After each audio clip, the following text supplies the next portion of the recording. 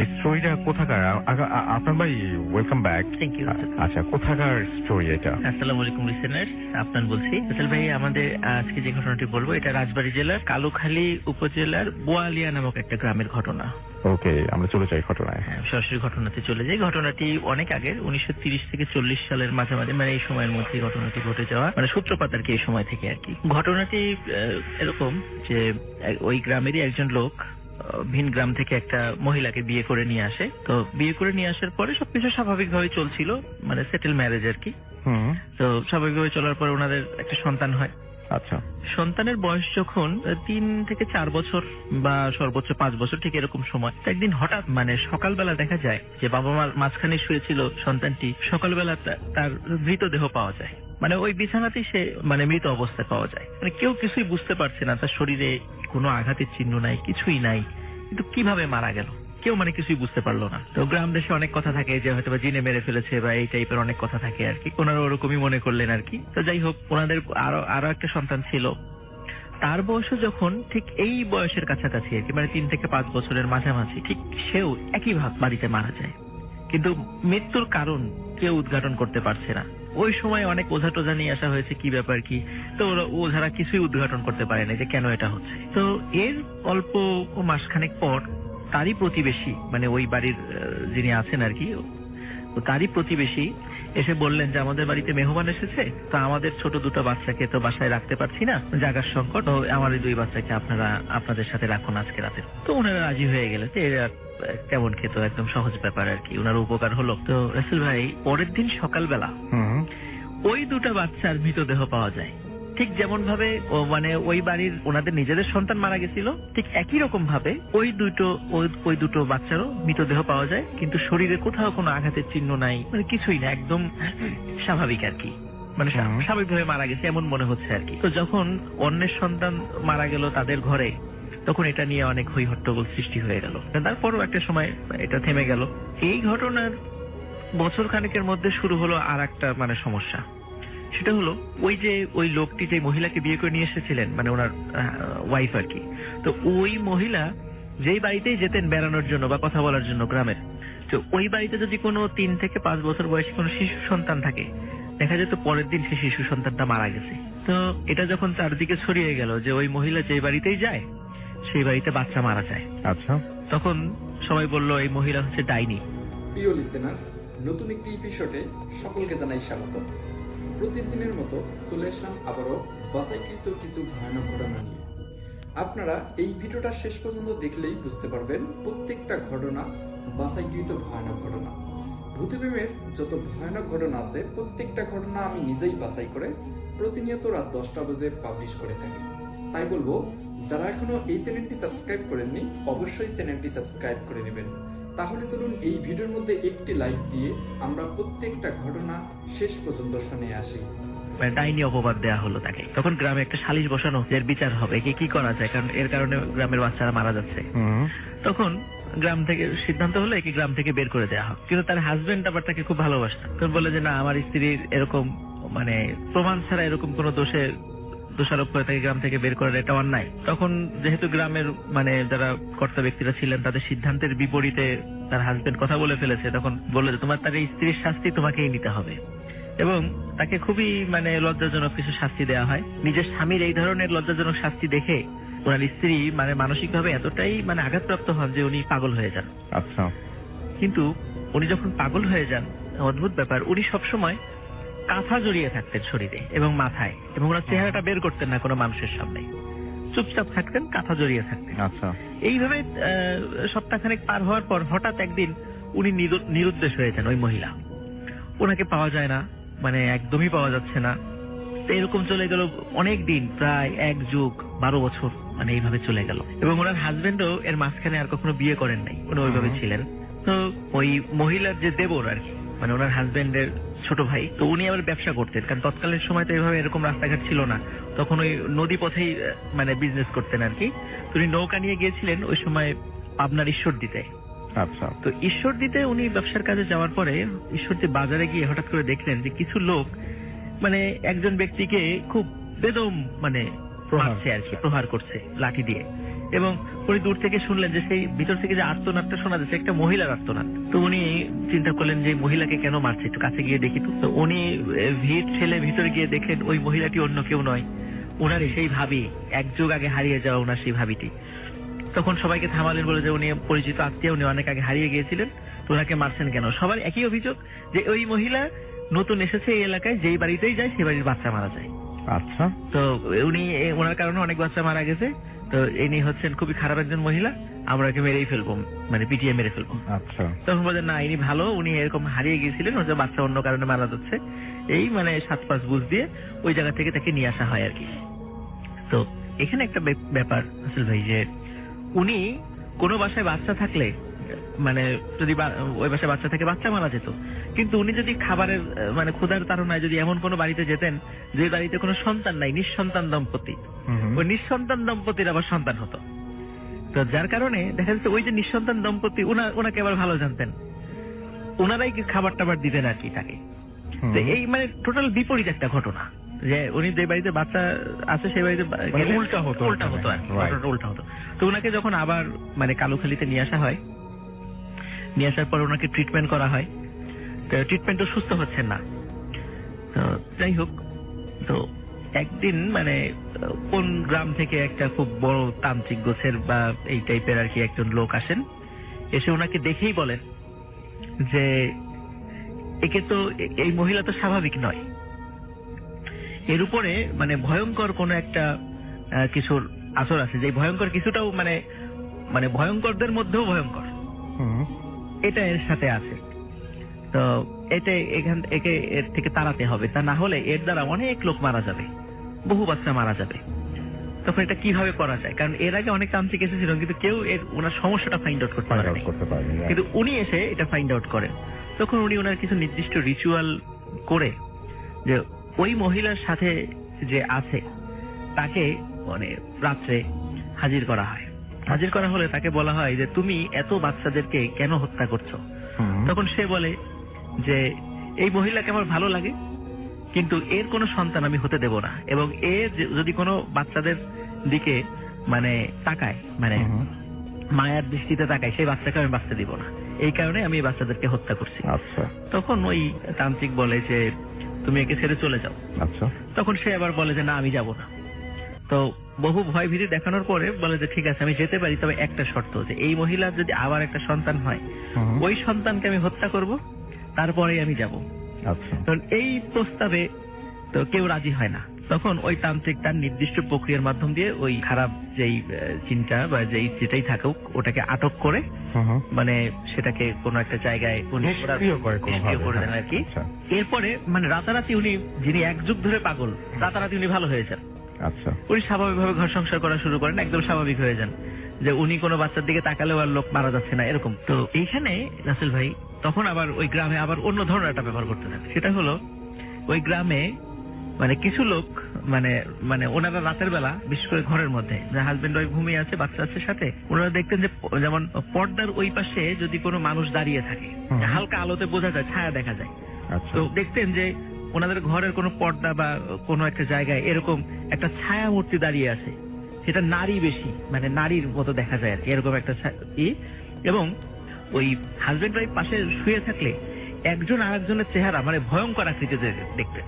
আচ্ছা, দুইজনের চেহারা ভয়ঙ্কর আকৃতিতে দেখছে, যেটা স্বাভাবিক অবস্থায় নাই, স্বাভাবিক না, এরকম দেখছেন। তখন লোকজন বলা শুরু করে যে ওই ডাইনি মহিলা যেহেতু গ্রামে ঢুকেছে, ওই রাতের বেলা এই ধরনের ঘটনাগুলা মানে ঘটাচ্ছে। এবং আসল ভাই ওই বাড়িতে কিন্তু ওই রাত্রে যখন মানুষ দেখতো তার সাথে সন্তান থাকলে সে ওই সকালে মারা যেত, মানে আবার নতুন একটা সমস্যা যে মহিলা ওই বাড়িতে যায় না কিন্তু অন্য কোনো কারণে মানে বাচ্চা মারা যাচ্ছে। তখন এই ঘটনা কিছুদিন চলতে থাকলো, তারপর আবার এটাও থেমে যায়। কেন থামলো এটা কেউ জানে না। কে ছিল ওই ছায়া মূর্তি, কেন দুইজন একে অন্যকে দেখছে রাতের বেলা হঠাৎ করে এরকম ভয়ঙ্কর আকৃতিতে, এটাও কেউ জানে, হঠাৎ করে থেমে যায়। এরপর আর যেটা ঝামেলা হয় সেটা হচ্ছে যে ওই মহিলার একটি সন্তান হয়, যে মহিলাটার যে ডাইনি আখ্যা দেওয়া হয় এবং 12 বছর প্রায় পাগল ছিল, ওনার একটা সন্তান হয়। সন্তানের বয়স যখন 7 মাস, 7 মাস থেকে 7 মাস পর্যন্ত তার গ্রোথটা ঠিক ছিল, কিন্তু তারা ওই বাড়ির সবাই খেয়াল করলেন বাচ্চার বয়স 1.5 বছর, 2 বছর, 3 বছর হয়ে যাচ্ছে, কিন্তু 7 মাস বয়সে বাচ্চাটা যতটুকু ছিল ঠিক ততটুকুই আছে, সে বাড়েও না কমেও না, একই রকম। মানে চেহারার কোনো বয়সেরও কোনো ছাপ বাচ্চার চেহারায় পড়ছে না, শরীরে পড়ছে না। তো এরকম করে রাসেল ভাই 55 বছর, ওই 7 মাস বয়সী বাচ্চা 55 বছর একই রকম ছিল। আচ্ছা।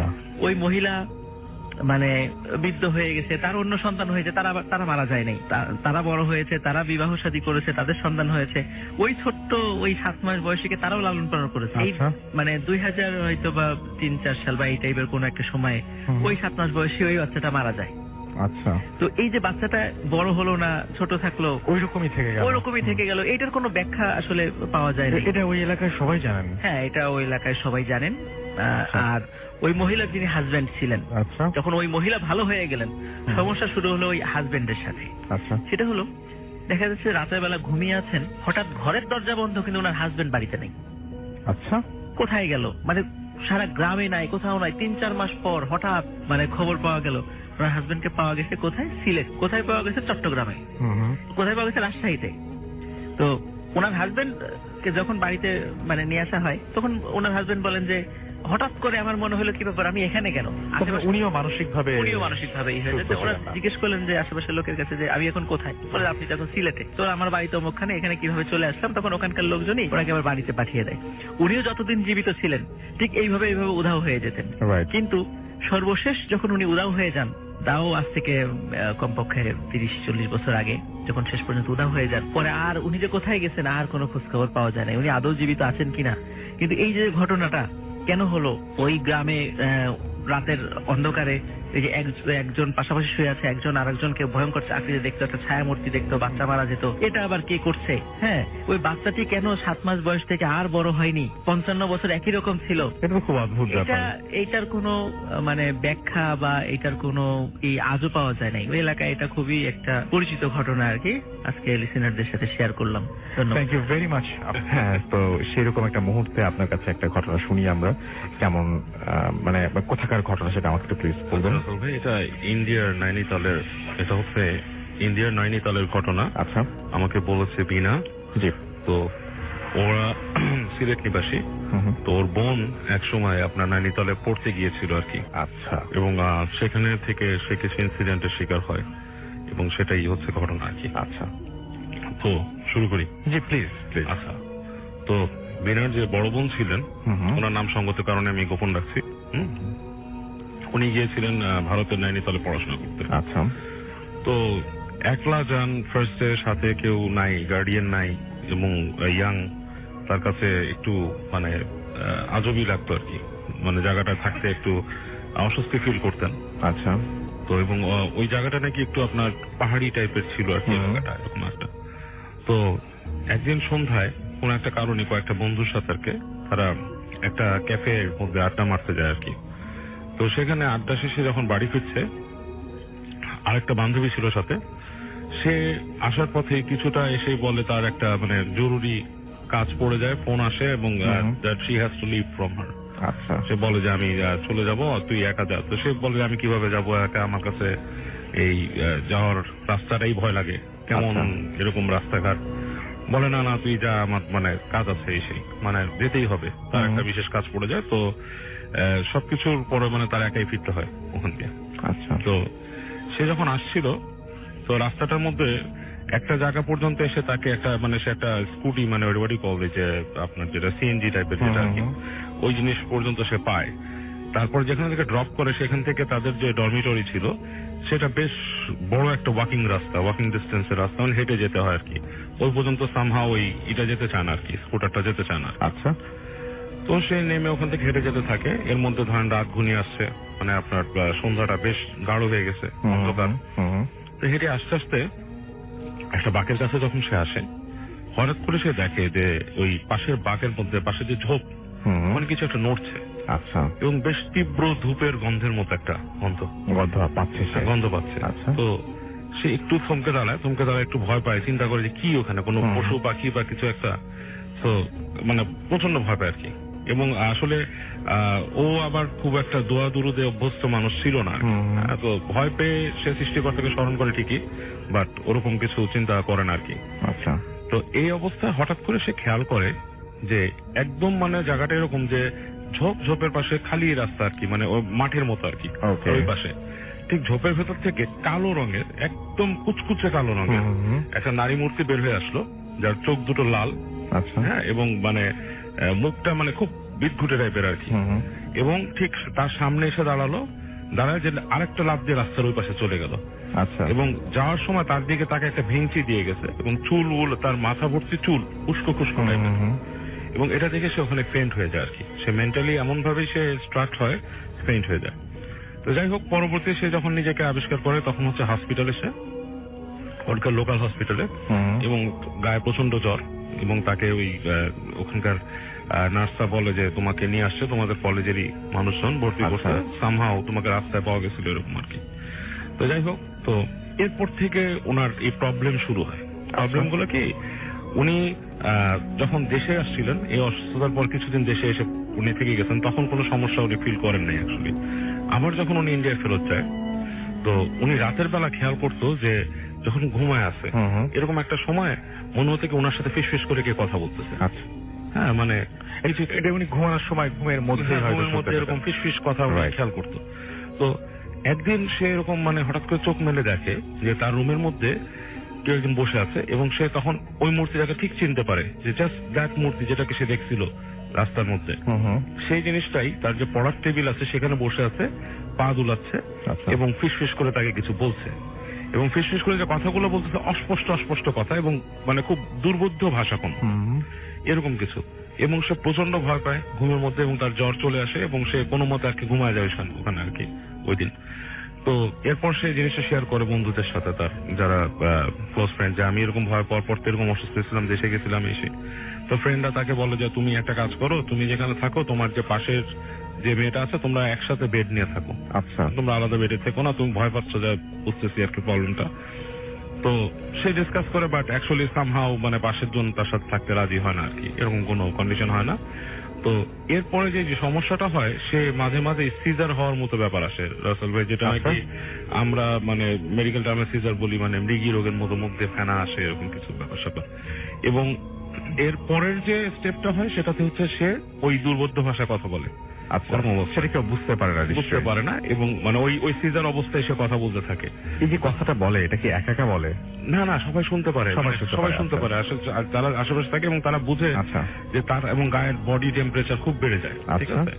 তো ওইখানে যে চিকিৎসার ব্যাপার আসে, তখন তারা ওই তার বান্ধবীরা তার প্যারেন্টস কে ডাকে, এবং প্যারেন্টস এর মধ্যে আসে আর কি, বাবা মা আসে, ভাই বোন কানে নেই, বাবা মা এসে তখন দেখে যে, তো প্রথমে ওইখানেই তাকে সুস্থ করার একটু চেষ্টা করে যে কি করা যায়। আচ্ছা, তো সেখানকার একজন পুরোহিত টাইপের একজনকে নিয়ে আসে আর কি।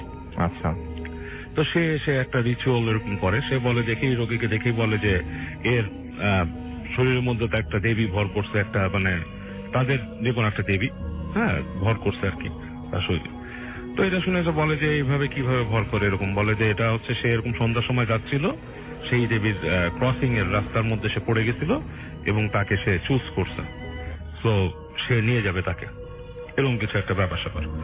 তো তারা অনেক বাসার ফ্যামিলির মানুষ খুব টেন্সড হয়, বাট তারা এটাতে মানে আসলে বিশ্বাস করে না। হ্যাঁ, বিশ্বাস করে না, তারা মনে করে যে এটা নিশ্চয়ই কোনো মেডিকেল প্রসিজার আছে, বা মেয়ে অসুস্থ হয়েছে, তারা দেশে নিয়ে আসে, বাংলাদেশে ফেরত নিয়ে আসে তাকে।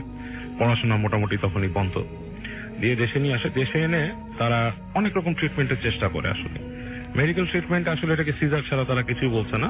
বাট সিজারের সময় তার এই দুর্বোধ্য ভাষা, গায়ের টেম্পারেচার প্রচন্ড বেড়ে যাওয়া, এবং বিভিন্ন রকমের মাঝে মাঝে দেখা যাচ্ছে রাগী আচরণ করতো, বা হাত পা দিয়ে লাথি দিয়ে এটা ফেলে দিচ্ছে, এবং অনেকেই তাকে সাজেস্ট করে যে কে মেন্টাল হসপিটালে পাঠিয়ে দেন। আচ্ছা, তো বাবা মা তো সেটা করবে না, কারণ সে একটা পয়েন্টে ওরকম থাকলেও দেখা যাচ্ছে 2-1 ঘন্টা পর ঠিক হয়ে যাচ্ছে। এবং দেখা যাচ্ছে তার কিছু, মানে এটাতে অস্বাভাবিকতাটা সবচেয়ে বেশি আপনার কোন জায়গায় মনে হয়েছে? আমার কাছে যে অস্বাভাবিকতা মনে হচ্ছে যে একটা সিজার, যে যার সিজার হয়, মৃগী রোগ যার হয়, সে কিন্তু হঠাৎ করে দেখা যাচ্ছে পড়ে যাচ্ছে, মুখ দিয়ে ফেনা উঠছে, তাকে অনেক সময় দেখা যাচ্ছে বাংলাদেশের লোকাল ট্রিটমেন্ট আছে, আমাদের জুতা শুকিয়ে দিচ্ছে বা কিছুতে সে ঠিক হয়ে যাচ্ছে বা সামথিং লাইক দ্যাট। তো এখানে যেটা হচ্ছে যে তার বডি টেম্পারেচার চরম ভাবে বেড়ে যাচ্ছে, সে দুর্বোধ্য ভাষা কথা বলছে, তার মধ্যে একটা পার্সোনালিটি গ্রো করছে, এবং সে মাঝে মাঝে সেই অবস্থায় সে তার অ্যাঙ্গারটা বের হয়ে আসছে। আচ্ছা, থিংস লাইক দ্যাট। এবং তাকে সাইকিয়াট্রিস্টরা কিন্তু এরকম তাকে বলতে পারতেছে না যে হোয়াটস দ্য রিজন, এবং জিনিসটা দিনে দিনে ওয়ার্স হওয়া শুরু করে।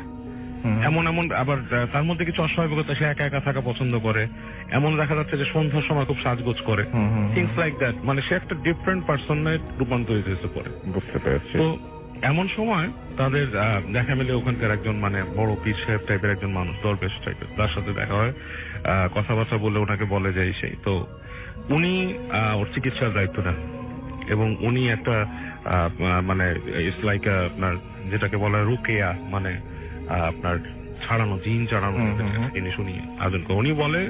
উনি যেটা বলেন যে ওর মধ্যে একটা কিছু এসছে, it's a super natural thing. আচ্ছা, এটা উনি প্রিসাইসলি জিন কথাটা উল্লেখ করেন নাই, বলছেন যে এরকম, বাট সে এটাও বলছে যাত্রা বলে এরকম কিছু নেই যে সেই করবে, বা ওরকম কোন দুষ্ট দেবীও যদি তারা জিন মনে করে থাকে সেরকম কিছু হতে পারে। যাই হোক, সেই রুকেয়ার তারা আয়োজন করে তার এটা ছাড়ানোর জন্য। আচ্ছা, এবং যেই দিন এটা আয়োজন করে বলে যে অমুক দিন ঠিক মাগরিবের নামাজের পরে তাকে নিয়ে আসবেন, অমুক জায়গায় এটা ছাড়ানো হবে। তো তাকে যখন নিয়ে এসে আসল ভাই বলছে যে কেউ আসবেন না, তার সাথে তার বাবা এবং তার মা দুইজন আসতে পারেন। তো তাকে যখন নিয়ে আসছে বাসায়, সে খুব স্বাভাবিকভাবে ওই দরবেশের যে কামরা যেখানে সে ইটা করবে আর কি, প্রসিজারটা করবে আর কি, এক্সারসাইজ যদি বলি, সে ওখানে ঢুকলো দরজা দিয়ে। ঢোকার সাথে সাথেই সে একটা পুরা মানে রাগী মানুষে পরিণত হয়েছে। আচ্ছা, উঠে সে প্রথমে লাঠি দিয়ে সামনে তার ওই যে একটা আগরবাতির দানির মতো ছিল সেটা ফেলে দিছে এবং গালাগালি শুরু করলো তার ওই দরবেশকে ইচ্ছা মতো। দরবেশ বললো আপনারা এটাতে হবেন না, আপনি বসেন, সেই গেটের বাইরে যেতে পারবে না, ঠিক আছে?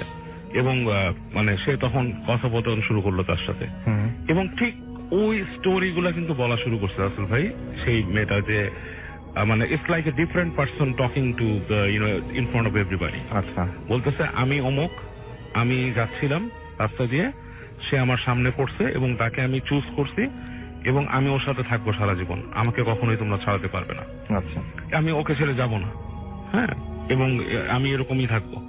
তো অনেক চেষ্টা করছে ওই যে যিনি দরবেশ ছিলেন, তিনি বিভিন্ন রকমের তার যে মানে তোয়া বা ওনার যে প্রসিজার গুলো বিভিন্ন ভাবে কথা বলে, এগুলোর বিভিন্ন লেয়ার আছে রাসেল ভাই, বা বিভিন্ন স্টেজ আছে এক্সারসাইজের। আমাদের রুকিয়া যেটা বলে এটারও কিন্তু বিভিন্ন স্টেজ আছে, এটা যদি সঠিকভাবে পারফর্ম না করা হয় তাহলে যায় না। আমি ঠিক কয়েকদিন আগে জানতে পারলাম আমার এক বন্ধুর কাছে যে অনেক এই এক্সারসাইজ সঠিকভাবে হয় না। এটার কারণ হচ্ছে এই যে জিনগুলা বা যে এন্টিটিস গুলা আসে, তাদের মধ্যে অনেকে থাকে অনেক অনেক বয়স্ক, তাদের অনেক সহ্য করার ক্ষমতা থাকে, তারা সহ্য করে নেয়। মানুষ যেমন ব্যথা পেয়ে সহ্য করে ফেলে, ঠিক কাইন্ড অফ লাইক দ্যাট। হ্যাঁ, তো এটা অনেকটা বিশ্বাসের উপর বা ওই মানুষের কামিলিয়াতের উপর নির্ভর করে যে ছাড়ায়। এটা আমার ফ্রেন্ডের কাছ থেকে তথ্যটা পেলাম খুব দু একদিন আগে। যাই হোক, এনিওয়েজ, তো উনি অনেক চেষ্টা করেন, হ্যাঁ, অনেক চেষ্টা করে একসময় সে ফেইন্ট হয়ে যায়। ফেইন্ট হওয়ার পরে তাকে নিয়ে আসে, বাসায় আনার পরে সে সুস্থ ঠিক না, মানে তার মধ্যে যে ওই অস্বাভাবিকতা, সিজার এখনো আসে, এখনো মাঝে মাঝে তার মধ্যে এই জিনিসটা আসে, এবং সে পড়াশোনা আর করতে পারেনি, সে এখনো আছে, বাট খুব কম বয়সে, অনেক বয়স হয়ে গেছে, দেখলে মনে হয় যে বয়সটা অনেক বেশি, এবং এখনো কিন্তু সে অস্বাভাবিক তার আচরণ ভেতরে আছে রাসেল ভাই। আচ্ছা, এরকম ভাবেই। ওকে, থ্যাংক ইউ ভেরি মাচ। আমরা চলে যাব আমাদের আজকের ঘটনায়, আবারও চলে যাব আপনার ভাইয়ের কাছে তার সেকেন্ড স্টোরি শোনার জন্য। চলুন শুনি ঘটনা। ধন্যবাদ রাসেল ভাই। এখন যে ঘটনাটা আমি শেয়ার করব সেটি আমার এক ছোট ভাই তৌফিক ওমর সজীব তার মামার সাথে, মানে তার মামার কাছ থেকে ঘটনাটি শোনা আর কি। তো উনি যেখানে কাজ করতেন, একবার একটা রিসার্চের কাজে উনি মুন্সিগঞ্জের বিক্রমপুরের দিকে যান। তো ওনার সাথে এক বন্ধুও যান, তার বন্ধু রিসার্চের সহযোগী হিসাবে। তো ওনারা যেহেতু গ্রাম অঞ্চলে রিসার্চটা করছিলেন রুরাল ডেভেলপমেন্টের উপরে, তো ওখানে গিয়ে ওনারা জানতে পারলেন যে ওই গ্রামে একটি অনেক পুরাতন একটা বাড়ি আছে, পরিত্যক্ত একটি পুরাতন বাড়ি, জমিদার বাড়ির মতো আর কি, অনেক বড়। তো ওখানে মানে খুবই হন্টেড একটা বাড়ি ওটা। আচ্ছা, এবং এই কথা ওখানে প্রচলিত আছে যে ওই বাড়িতে যে সাহস করে রাত থাকতে গিয়েছে সে আর সকালে ফেরত আসেনি, তার লাশটা ওখানে পাওয়া যেত, ওই বাড়িতেই পাওয়া যেত। তো তখন ওই যিনি রিসার্চের কাছে গিয়েছিলেন উনি আবার এগুলো বিশ্বাস করতেন, কিন্তু ওনার বন্ধুদের সাথে গিয়েছিল, উনি আবার এগুলো বিশ্বাস করতেন না, কারণ উনি বিদেশে পড়াশোনা করেছেন, এগুলোতে ওনার কোনো বিশ্বাস নেই। তো উনি বললেন যে ঠিক আছে আমি রাত থাকবো, দেখি কি হয় ওখানে। তো ওনারা খোঁজ খবর নিলেন আগে প্রথমে যে ওই বাড়িতে আসলে কেউ কিছু দেখেছে কিনা, কতটুকু জানে। আচ্ছা। তো ওই বাড়িতে আসলে অতীত ইতিহাস সম্পর্কে শুধু এতটুকু জানতো, জমিদাররা ছিলেন, পরবর্তীতে ওনারা চলে গেছেন, মানে আমাদের পার্শ্ববর্তী দেশে পরে চলে গেছেন। কিন্তু ওখানে কেন হন্টেড এই বিষয়ে কিছু জানা যায় না, একদম রহস্যময় একটা জায়গা। যে আমরা তো অনেক কিছু কারণ খুঁজে পাই, এটা এই কারণে হন্টেড, কিন্তু ওটার কোনো কারণ খুঁজে পাই নাই কেউ। আচ্ছা। এবং ওখানে যে লাশ কয়েকটা পাওয়া গিয়েছিল, যারা সাহস হয়ে থাকতে গিয়েছিল, মানে প্রত্যেকেরই লাশ একই রকম অবস্থায় পাওয়া গেছে। সেটা হচ্ছে ওখানে একদম মানে পরিত্যক্ত ভাঙা একটা রকিং চেয়ারের মতো চেয়ার ছিল, প্রত্যেককেই ওই চেয়ারের উপরে পাওয়া গেছে এবং চোখ খোলা অবস্থায়, মানে মৃত অবস্থায় পড়ে আছে কিন্তু চোখ খোলা অবস্থায় রকিং চেয়ারের উপর বসা, এবং এমন আতঙ্ক চোখের মধ্যে। খুবই অদ্ভুত ব্যাপার কিন্তু এটা, রকিং চেয়ারের উপরে সবাইকে মৃত অবস্থায় পাওয়া যায় এবং প্রত্যেকের চোখ খোলা খোলা এবং চোখে মুখে প্রচন্ড আতঙ্কের ছাপ, ওই অবস্থায় মারা গেছে। এখন ওনারা যে কি দেখেছেন এটা কেউ বলতে পারে না, কারণ ওনারা যদি জীবিত থাকতেন তাহলে হয়তো জানা যেত ওনারা কি দেখে মারা গেছেন। আচ্ছা, যাই হোক, তো তারপর ওনার ওই বন্ধু চিন্তা করলেন যে উনি ওখানে থাকবেন, যে দেখবো আসলে ওখানে কি হয়। তো যেভাবে সেই কাজ, উনি সন্ধ্যার রাতের বেলা চলে গেলেন ওখানে, ওনার বন্ধু আগে এগিয়ে দিলেন আর কি, যিনি রিসার্চের কাজে গিয়েছিলেন উনি এগিয়ে দিলেন। উনি বারবার মানা করেছিলেন থাকার দরকার নেই, কিন্তু উনি কথা শোনেননি, উনি সেখানে গেলেন আর কি। বলেছিল যে তুমি ভোরবেলা চলে এসো, তো ভালো কথা, উনি ভোরবেলা সত্যি সত্যি গেলেন আর কি ওখানে। আচ্ছা। ফজরের আজানের পরপরই উনি ওখানে চলে গেলেন, যার পর ডাকাডাকি করলে দেখলেন ঠিক ওনার বন্ধু ভিতর থেকে বের হয়ে আসছে। বের হয়ে আসার পরে বলছে যে এই প্রথম আমি অনেক জায়গায় গিয়েছি, অনেক হন্টেড প্লেসে রাত কাটিয়েছি ভূত দেখার জন্য, এই প্রথম ভূত দেখলাম। উনি বলছে যে কি দেখলেন? সে আবার প্রশ্ন করছে আপনি ওখানে কি দেখলেন? সবাই মারা গেল, তুমি মারা গেলে না, ঘটনা কি? তখন উনি বলছে যে ওখানে অনেক রাত্রেবেলা হঠাৎ দেখি খটখট শব্দে মানে দরজা খুলে গেল, একজন লোক আসলো, সাদা মানে পাঞ্জাবি পরা একজন লোক আসলো।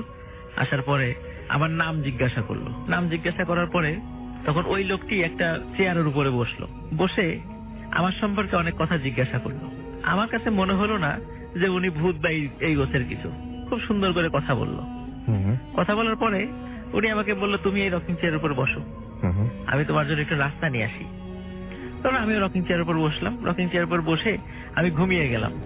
পরে দেখি ফজরের আজান দিয়ে দিছে, আর তুমিও আমাকে ডাকাডাকি করছো, আমি বের হয়ে আসলাম, এই হলো ঘটনা, এই হলো আমি দেখেছি। তখন বললো যে এটা একদম সাধারণ ঘটনা। তো বললো যে এখন তো ফর্সা হয়ে গেছে, যাও তুমি একবার ওই রকিং চেয়ারটা দেখে এসো ভিতরে, যে আমি যেখানে সারা রাত বসেছিলাম বা যেখানে লাশ টাশ পাওয়া যায় ওখানে দেখে এসো, একবার দেখে এসো আর কি। তো উনি চিন্তা করেন ঠিক আছে। তো বলছে তাহলে তুমিও আসো আমার সাথে। উনি আবার বললেন না আমার একটু বাইরে কাজ আছে, সারা রাত রকিং চেয়ারের উপর বসে আমার কোমর ব্যথা হয়ে গেছে, আমি একটু হাঁটাহাঁটি করি, তুমি গিয়ে দেখে এসো। উনি আর গেলেন না সাথে।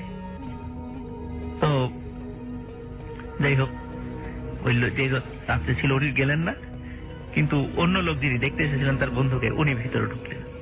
উনি ভেতরে ঢুকে ওই বাড়িটার দোতলায় রকিং চেয়ারটা ছিল, তো উনি ভিতরে ঢুকেই মানে সাংঘাতিক ভাবে মানে উনি একটা আঘাত পেলেন। সেটা হলো উনি দেখলেন ওই রকিং চেয়ারের উপরে একটু আগে যার সাথে কথা বলে এসেছে ওনার বন্ধু, সে একদম সেম অবস্থায়, মানে চোখে মুখে আতঙ্ক, চোখ বড় বড় করে তাকিয়ে আছে, রকিং চেয়ারের উপর হেলান দেওয়া মৃত অবস্থায় পাওয়া গেল। আচ্ছা। তো এরপরে উনি চিৎকার দিয়ে ওখান থেকে বের হয়ে আসার পরে বাইরে উনি সেন্সলেস হয়ে পড়ে যান। পরবর্তীতে গ্রামের লোকজন ওনাকে পরে উদ্ধার করে, লাশ উদ্ধার করা হয়। তো পরবর্তী এইটাই ছিল আসলে ভাই ঘটনা। কিন্তু সত্যিকার অর্থেই যে আসলে ওই রকিং চেয়ারে বসার পরে কেন ওখানে বসতো, ওখানে বসার পরে কি দেখতো, কি এমন ভয়ঙ্কর জিনিস সে দেখতো যার ফলে সাথে সাথে মারা যেত, এটা কিন্তু কখনোই জানা যায় নাই। আর পরবর্তীতে ওই বাড়িটা তো এমনিতে পরিত্যক্ত ছিল, পরে গভর্নমেন্ট সেটাকে খাস জমি হিসাবে সেটা অ্যাকোয়ার করে নেয় এবং পরবর্তীতে ওই বাড়িটা ভেঙে এখন আমি শুনেছি ওখানে মানে সরকারি কিছু স্থাপনা নির্মিত হয়েছে। তো আসলে ভাই এটাই ছিল ঘটনা, কিন্তু এটা রহস্য উন্মোচিত হয় নাই, আসলে কি ছিল ঘটনা। Thank you very much. আমরা এখন চলে যাবো আহমেদ বাবুর কাছে আমাদের পরবর্তী স্টোরি শোনার জন্য। একটা হসপিটাল স্টোরি, রাইট? ওকে। হ্যাঁ, এটা হসপিটালের স্টোরি। আমিও সবাইকে বিজয় দিবসের শুভেচ্ছা জানাতে চাই। হ্যাঁ, আমরা মানে ডিসেম্বরের পরে আমাদের এটা কন্টিনিউ করা উচিত। Right. অবশ্যই, কারণ আমাদের দেশ এবং যাদের রক্তের বিনিময়ে আমরা দেশটা পেয়েছি তাদের সবাইকে একদম। স্মরণ করা উচিত। একদম। ওকে রাসেল ভাই, এটা একটা হসপিটালের কাহিনী। যিনি বলেছেন তিনি এখন বৃদ্ধ। আচ্ছা। সম্ভবত বা আমাদের দেশ স্বাধীনের সময়কার বা তারও আগের কাহিনী, কোন একটা সময় আর কি, বেশ পুরনো। তো যাই হোক, তখনকার সময় সুযোগ সুবিধা খুব কম ছিল এবং মানুষ ছোটখাটো অসুখ হলে হাসপাতালে যেত না। কিন্তু ওনার কোন একটা প্রবলেমের কারণে, সেটা সম্ভবত ওনার লাংস গঠিত কোনো সমস্যা, ওনাকে হাসপাতালে ভর্তি করা হয় এই সময়। ঢাকারই একটা কোনো হাসপাতাল, এবং জায়গাটা সম্ভবত মিরপুরের কাছাকাছি কোথাও, আই ডোন্ট নো ওই সময় আসলে লোকেশনটা বলে ঠিক না। ওকে, এনিওয়েজ সামওয়্যার। তো উনি হাসপাতালে ভর্তি অবস্থায় যখন যান, ভর্তি হওয়ার সময় দেন, তখন যদিও তখনকার আপনার দেখা যেত যে সিট অ্যাভেলেবিলিটির ব্যাপারটা নিয়ে এত ঝামেলা হতো না, কিন্তু উনি বেশ ফেস করেন। ওই সময় ওনার থাকতে হবে কিছুদিন, কেবিন ওরকম পান না। তবে দেখা যাচ্ছে অনেক কথাবার্তা বলার পরে বা অনেক মানে তদবির করার পর ওনাকে একটা ঠিক ওয়ার্ডে দেওয়া হয়। কিন্তু আশ্চর্যের ব্যাপার আসল ভাই, সেই ওয়ার্ডটার মধ্যে 4টা বেড, 4টা বেডে 3টাই খালি। আচ্ছা। এতক্ষণ কিন্তু কথা হচ্ছিল ওনাকে মানে সিটই নেই দেওয়ার জন্য, কিন্তু পরে দেখা গেলো 4টাই খালি। আচ্ছা। তো ওখানে দেওয়া হয়। তো উনি একটু আশ্চর্য হন যে কি ব্যাপার, এত ওয়ার্ড নিয়ে এত ঝামেলা হয়েছে আমাদের এসে। যাই হোক, ওখানে ভর্তি অবস্থা থাকেন, ওনার রেসপিরেটরি প্রবলেম, উনি শুয়ে আছেন। তো যখন আস্তে আস্তে সময় পার হচ্ছে, ওনার সাথে যে মানুষটা ছিল সে চলে গেছে সন্ধ্যার সময়, উনি একলা হয়ে গেছেন। বেচারা আসলে তখন থেকে আসলে উনি আসলে একটু একলাই মানুষ আর কি, মানে খুব একটা মানে ফ্যামিলি ওরিয়েন্টেড মানুষ না যে অনেক মানুষ ওনাকে ঘিরে থাকে এরকম কিছু।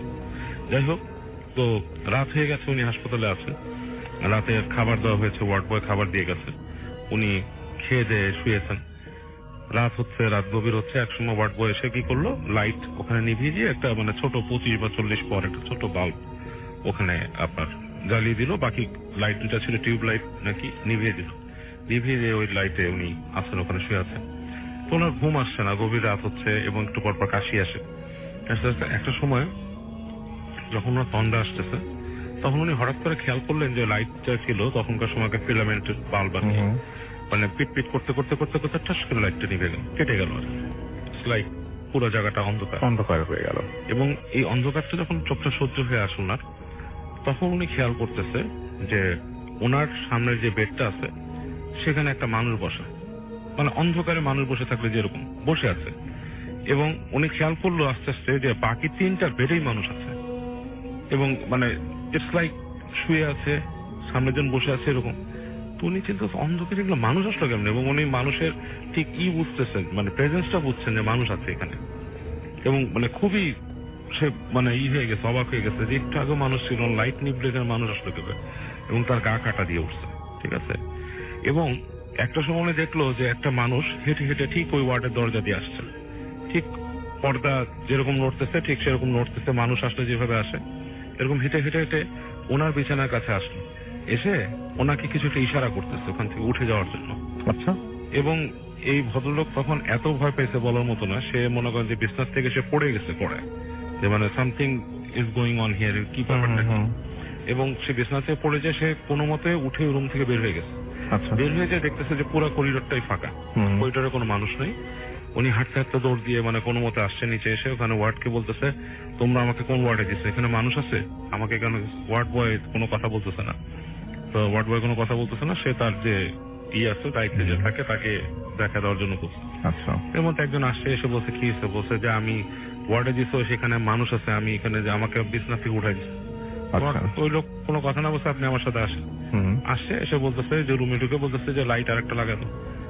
তো ওই সাথে যে স্ট্যান্স সে এসে লাইট লাগাই দিচ্ছে, একটা লাইট লাগাতে কেউ নেই ওখানে, এবং ওনার বিছানাটা আছে বাকি বিছানাগুলো সুন্দর করে ফ্ল্যাট করা,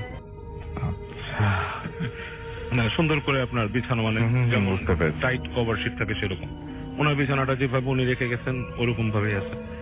তো উনি যে বিছানায় বসছে এবং উনি মানে খুবই মানে টেন্স যে ঘটনাটা কি, এবং লাইট জ্বালাইতেছে। তো তখন ওই ছেলেটাকে সে ডাকছে যে তুমি এখান দাঁড়াও, লাইটটা নিভাও না। বলছে যে না, লাইট তো নিভাইতেই হবে, আমাদের হাসপাতালের রুলস, লাইট নিভাইতে হবে, এরকম ই কর না। তো সে অনেক রিকোয়েস্ট করে যে কি কাহিনী কি, আচ্ছা মানে আমার এরকম কি দেখছি আমি। তখন তাকে ওই ছেলেটা বলে যে এই যে এই রুমটাতে এর আগে মানুষ মারা গেছিল এবং সেম নাইটে 3 জন মানুষ মারা গেছে এই আচ্ছা। রুমটাতে। সেম নাইটে 3 জন মানুষ মারা গেছে এবং প্রায় হাসপাতালের মানুষ এখানে এসে দেখে, হাসপাতালের মানুষ এখানে এসে হাসপাতালে দেখে। দেখে যেখানে এসে আচ্ছা। কেউ আছে, আচ্ছা মনে হয় যে কেউ থাকতেছে, কেউ মানে নড়তেছে বা কেউ হাঁটাচলা করতেছে। আচ্ছা এবং এই কারণে আমরা সাধারণত এই ওয়ার্ডটাতে কাউকে পাঠাই না, রোগী রাতে ভয় পায় এবং প্রতি রাতে একটা করে লাইট কেটে যায় রুমে। মাই গড। এবং আমরা ইনস্ট্যান্ট লাইট রাখি এবং এই কারণে লাইট আপনাকে রিপ্লেস করে মানে চেঞ্জ করে লাগাইতে পারছে এখানে। আচ্ছা আচ্ছা। এবং ওই লোক পরদিনই তার আত্মীয়স্বজনটাকে বলে যে আমি এইখানে থাকবো না, আমার অন্য কোথাও পাঠাও, খুবই স্বাভাবিক। নাহলে এরকম অবস্থা। Thank you very much.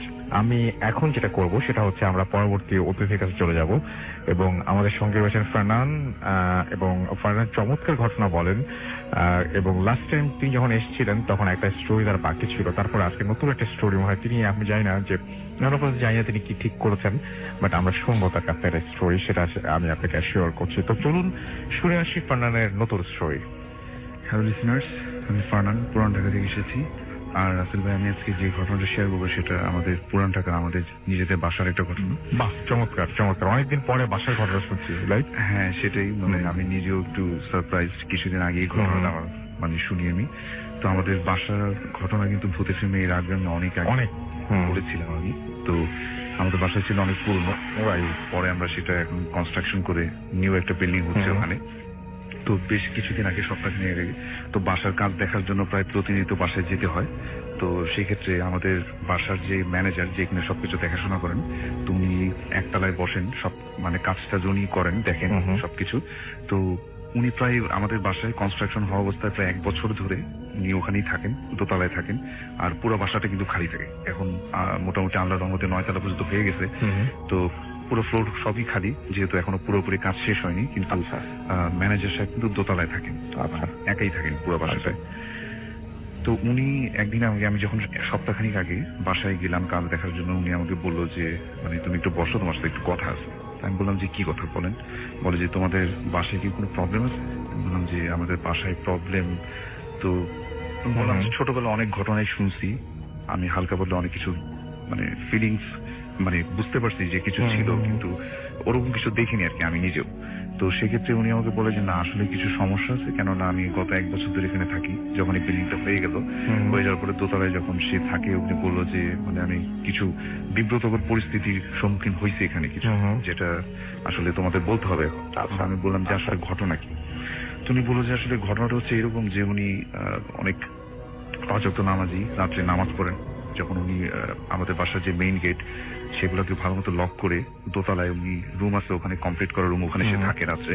তো উনি যখন সবকিছু মানে একদম রাস্তার যে মেইন গেট এবং দোতলায় যে ঢোকার যে গেট সেটাও লক করে উনি ভেতরে ঘুমায়। তো উনি রাত্রে যখন তাহাজ্জুদের নামাজ পড়তে যান 12:30, 1টা, 3টা এরকম সময়টাতে, তো 2টার দিকে, তো একদিন সে বলে যে ফজরের ঠিক আগ দিয়ে মানে 2:30, 3টা এরকম একটা সময় মনে হচ্ছে যে একেবারে 9 তলা থেকে কেউ একজন নেমে আসলো, মানে সিঁড়ি বেয়ে নেমে আসে, হাঁটার শব্দ পাওয়া যায় রাতের বেলা। আর মেইন যে গেটটা দোতলায়, ওই গেটটাতে নক করে, এবং নক করে শুধু নকই করে না, এবং আমার আব্বুর ভয়েস নিয়ে ডাকে যে আনোয়ার সাহেব আপনি গেটটা খুলেন, আচ্ছা আমরা আসছি, গেটটা খুলেন, ঠিক আছে। তো এরকম মানে অনেক কাতর কণ্ঠে নাকি বলে যে গেটটা খুলেন বারবার। কিন্তু উনি চিন্তা করে যে এত রাত্রে কিভাবে আসলো, মানে আমার আব্বুর ভয়েস নিয়ে একবার বলছে।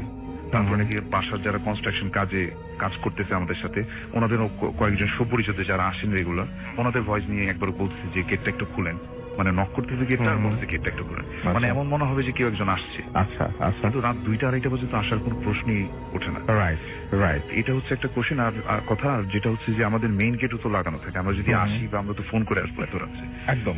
তো উনি প্রথম একটু জিনিসটা নিয়ে চিন্তা করলো, পরে একবার নাকি উনি গেট খুলতে গেছে। তো গেট খুলতে যাওয়ার পর উনি নিজেই চিন্তা করছি যে না, এই গেটটা আমি আর খুলবো না, কেননা উনি যে সময়টা নামাজ পড়ে তখন এই সমস্যাটা হয় বারবার।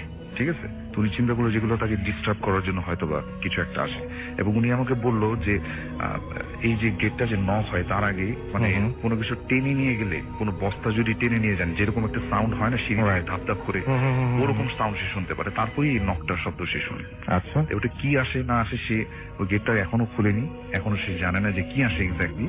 তো উনি আমাকে এই ঘটনাটা বলে, এবং উনি যেটা বলে যে আমাকে, যে মনে হয় যে একেবারে উপরের ফ্লোর থেকে সিঁড়ি দিয়ে বেয়ে ওটা আসে, আসার সময় লিফটের পাশে যে মেন গেটটা আমাদের, ওখানে এসে নক করে, এবং আবার ওই বস্তার মতো একটা কি জানি সাউন্ডটা জেলে যাবেন আন্ডারগ্রাউন্ড যে বেসমেন্ট, ওখানে চলে যায়। উনি বলে যে আমাকে যেটা বলছে যে উনি, যে ওনার কাছে যেটা মনে হয় যে ওই জিনিসটা সারা বছর বেসমেন্টের ভিতরে থাকে, নিচে বেসমেন্টের ভিতরে।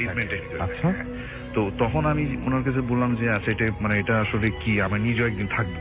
আমি এটা চিন্তা করলাম যে আমি নিজে একদিন থাকি, কিন্তু আসলে আমি থাকিনি। আসলে ওই থাকার সেই ইয়েটা হয়নি, সাহসটা হয়নি, সুযোগ হয়নি, না সাহস হয়নি। সুযোগ সাহস মানে সাহস আল্লাহর মতো অবশ্যই আছে, কিন্তু সুযোগটা হয়নি আসলে। আচ্ছা, আর বাসায়ও যখন বলছি তখন বাসা থেকে বলছে যে কি দরকার থাকা, শুধু তো মানে দরকার নাই তো সব জিনিস।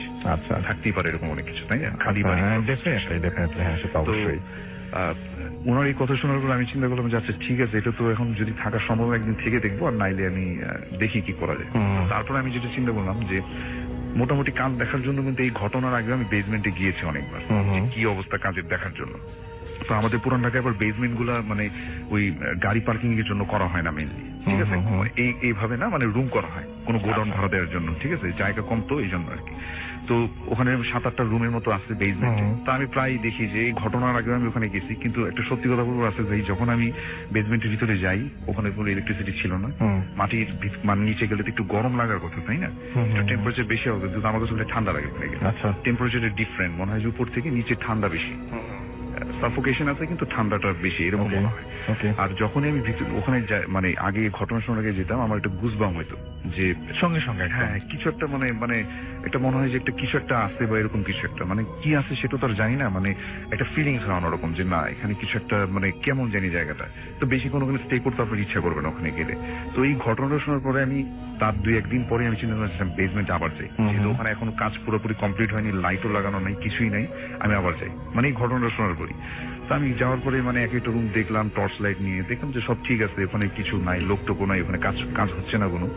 তো আমি যেটা করলাম, না আমি তখন ফিল করিনি কিছু, বাট আমার তো ঘটনাটা আমার শুনছি যে বেসমেন্টে সে যেটা ফিল করে যে বেসমেন্টে নিয়ে রাখে, ওখানে থাকে সে রাতের বেলা ওই জিনিসটা। তো তখন আমি চিন্তা করলাম একটু ভয় ভয় কাজ করতেছে, যে মানে কিছু না দেখে ফেলে আবার হঠাৎ করে দেখে ফেললে তো জিনিসটা মানে আনইউজুয়াল, কেননা এরকম হঠাৎ করে দেখিনি কখনো আসলে।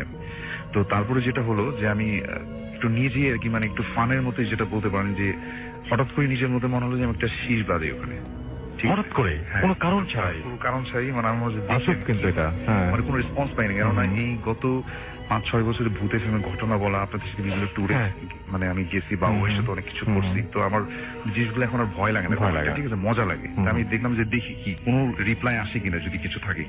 বিশেষ করে আসলে আমি জাস্ট একটা শীষ মানে ওখানে জাস্ট বাজালাম, তার ঠিক 5 থেকে 7 সেকেন্ড 10 সেকেন্ড এরকম হবে, আমার ঠিক ডান কানে মনে হচ্ছে কেউ এসে ফু দিল, ঠিক আছে, কানে যদি ফু দিলে যেরকম লাগে না, একদম ডান কানে দিল।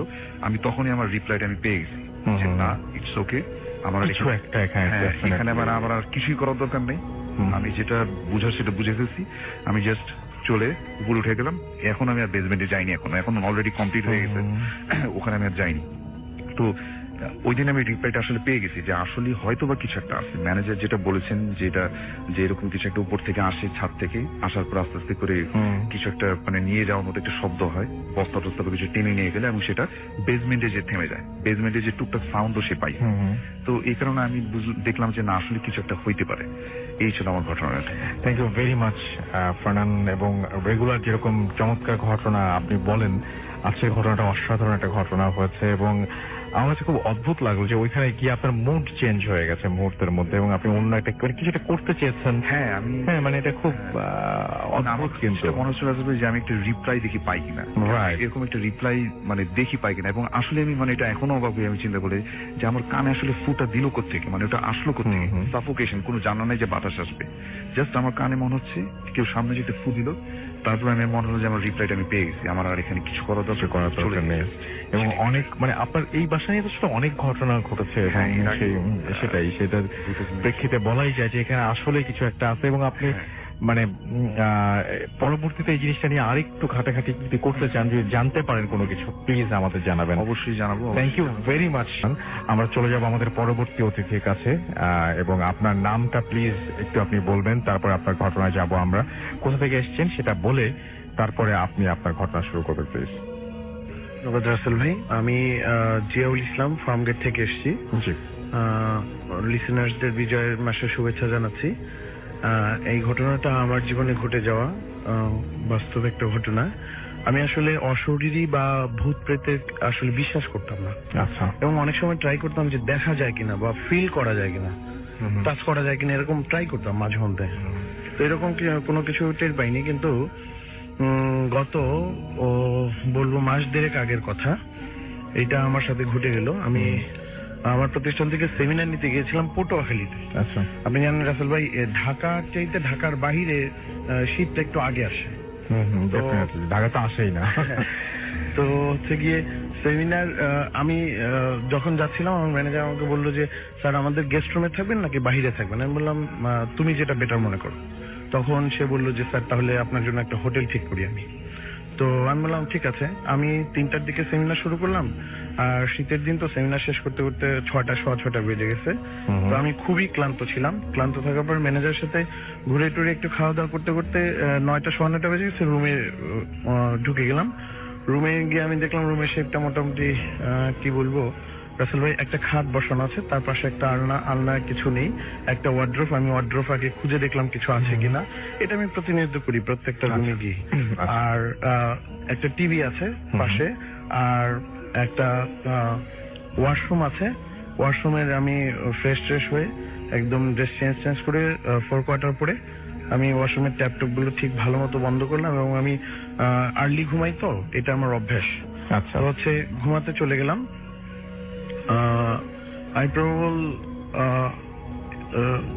1:45 বা 1:30টার দিকে হঠাৎ কি একটা সাউন্ডে আমার ঘুম ভেঙে গেল। আমি তাকিয়ে দেখি টিভিটা চলছে। আচ্ছা। আমি প্রথমে ভয় না পেয়ে নিজেকে কন্ট্রোলে নিয়ে ভাবলাম অনেক টিভিতে টাইম দেওয়া থাকে, ওই টাইমে অন হয়ে গেছে। আমি এটা আবার অফ করলাম। অফ করার পরে এখন এইটা আসলে আমার ভেতর দিয়ে যাচ্ছিল না। আমি যদি চোখ বন্ধ করতে চাই, আমার মনে হচ্ছিল যে না, আসলে চোখ বন্ধ করলে কি যেন একটা ঝামেলা হবে। 5 মিনিট পর থেকে যা শুরু হলো, আসলে টোটাল নাইটটা খুব বাজে গেছে। এটা ছিল 5 মিনিট পর থেকে দেখলাম ওয়াশরুমে পানির শব্দ হচ্ছে। আচ্ছা। এবার আমি কিছুটা শুনতে পাচ্ছেন আপনি? হ্যাঁ, একদম শুনতে পাচ্ছি, স্পষ্ট শুনতে পাচ্ছি। আচ্ছা। এবং আমি রাসেল ভাই খেয়াল করেন, আমি শোয়ার আগে একবার ট্যাপ বন্ধ করে ঘুমিয়েছি, কারণ আমার মানে এই সাউন্ড গুলো কানে আসে এবং সবসময় এই জন্য আমার ঘুম ভেঙে যায়। এগুলো এই ব্যাপারে আমি সচেতন। আবার ট্যাপ গুলো বন্ধ করলাম। বন্ধ করার পরে দরজাটা ভালো করে নক করে, মানে কম্বলটা জাস্ট গায়ে নিয়েছি। 5 থেকে 7 মিনিটের মাথায় দেখলাম দরজাটা ধাম করে একটা শব্দ হলো। আচ্ছা। জোরে একটা শব্দ হলো এবং আমি দরজা বন্ধ করলাম, এরপরে জোরে একটা শব্দ হলো। তার মানে আমি একদম মানে নিজের ভেতরে এমন একটা ভয় ঢুকে গেল যে আমার মানে শরীরটা টোটাল, শীতের দিন শরীর ঘাম দিয়ে গেল। আমি ব্ল্যাঙ্কেট ছেড়ে দিলাম। এখন আর কোনো কিছু করার সাহস পাচ্ছি না। এরপর থেকে বিকট যেই সাউন্ড আসা শুরু করলো, প্রথমে সাউন্ডগুলো নিজের মধ্যে নাচিং করে বসানোর চেষ্টা করলাম, যেগুলো বিড়ালের সাউন্ড, কুকুরের সাউন্ড, এগুলো। কিন্তু এরপর থেকে বিকট সাউন্ড আসা শুরু করলো। রাতটা খুবই বাজে কাটলো, এত বাজে কাটলো যে আমি আসলে কোনো দিকে তাকানোর সাহসই পাচ্ছিলাম না। এরপরে এইটা যদি রাতটাই যদি এরকম থাকতো তাহলে ভালোই হতো। সকালবেলা আমি মানে মোটামুটি দ্রুতই বের হওয়ার চেষ্টা করলাম, কারণ টার্গেট ছিল যে কুয়াকাটার দিকে একটু যাব। তো হোটেল বয়কে অনেক কথাবার্তা বলার পরে জিজ্ঞেস করলাম। হোটেল বয় যেটা বললো যে স্যার এটা আসলে বলা নিষেধ, আমি স্বীকার করছি আপনি এটা কাউকে বলবেন না। আমি ওকে কথার কাছে ফেলে দিলাম। ও বললো যে স্যার এখানে সপ্তাহখানেক আগে একটা লেডির লাশ পাওয়া গেছে। আচ্ছা।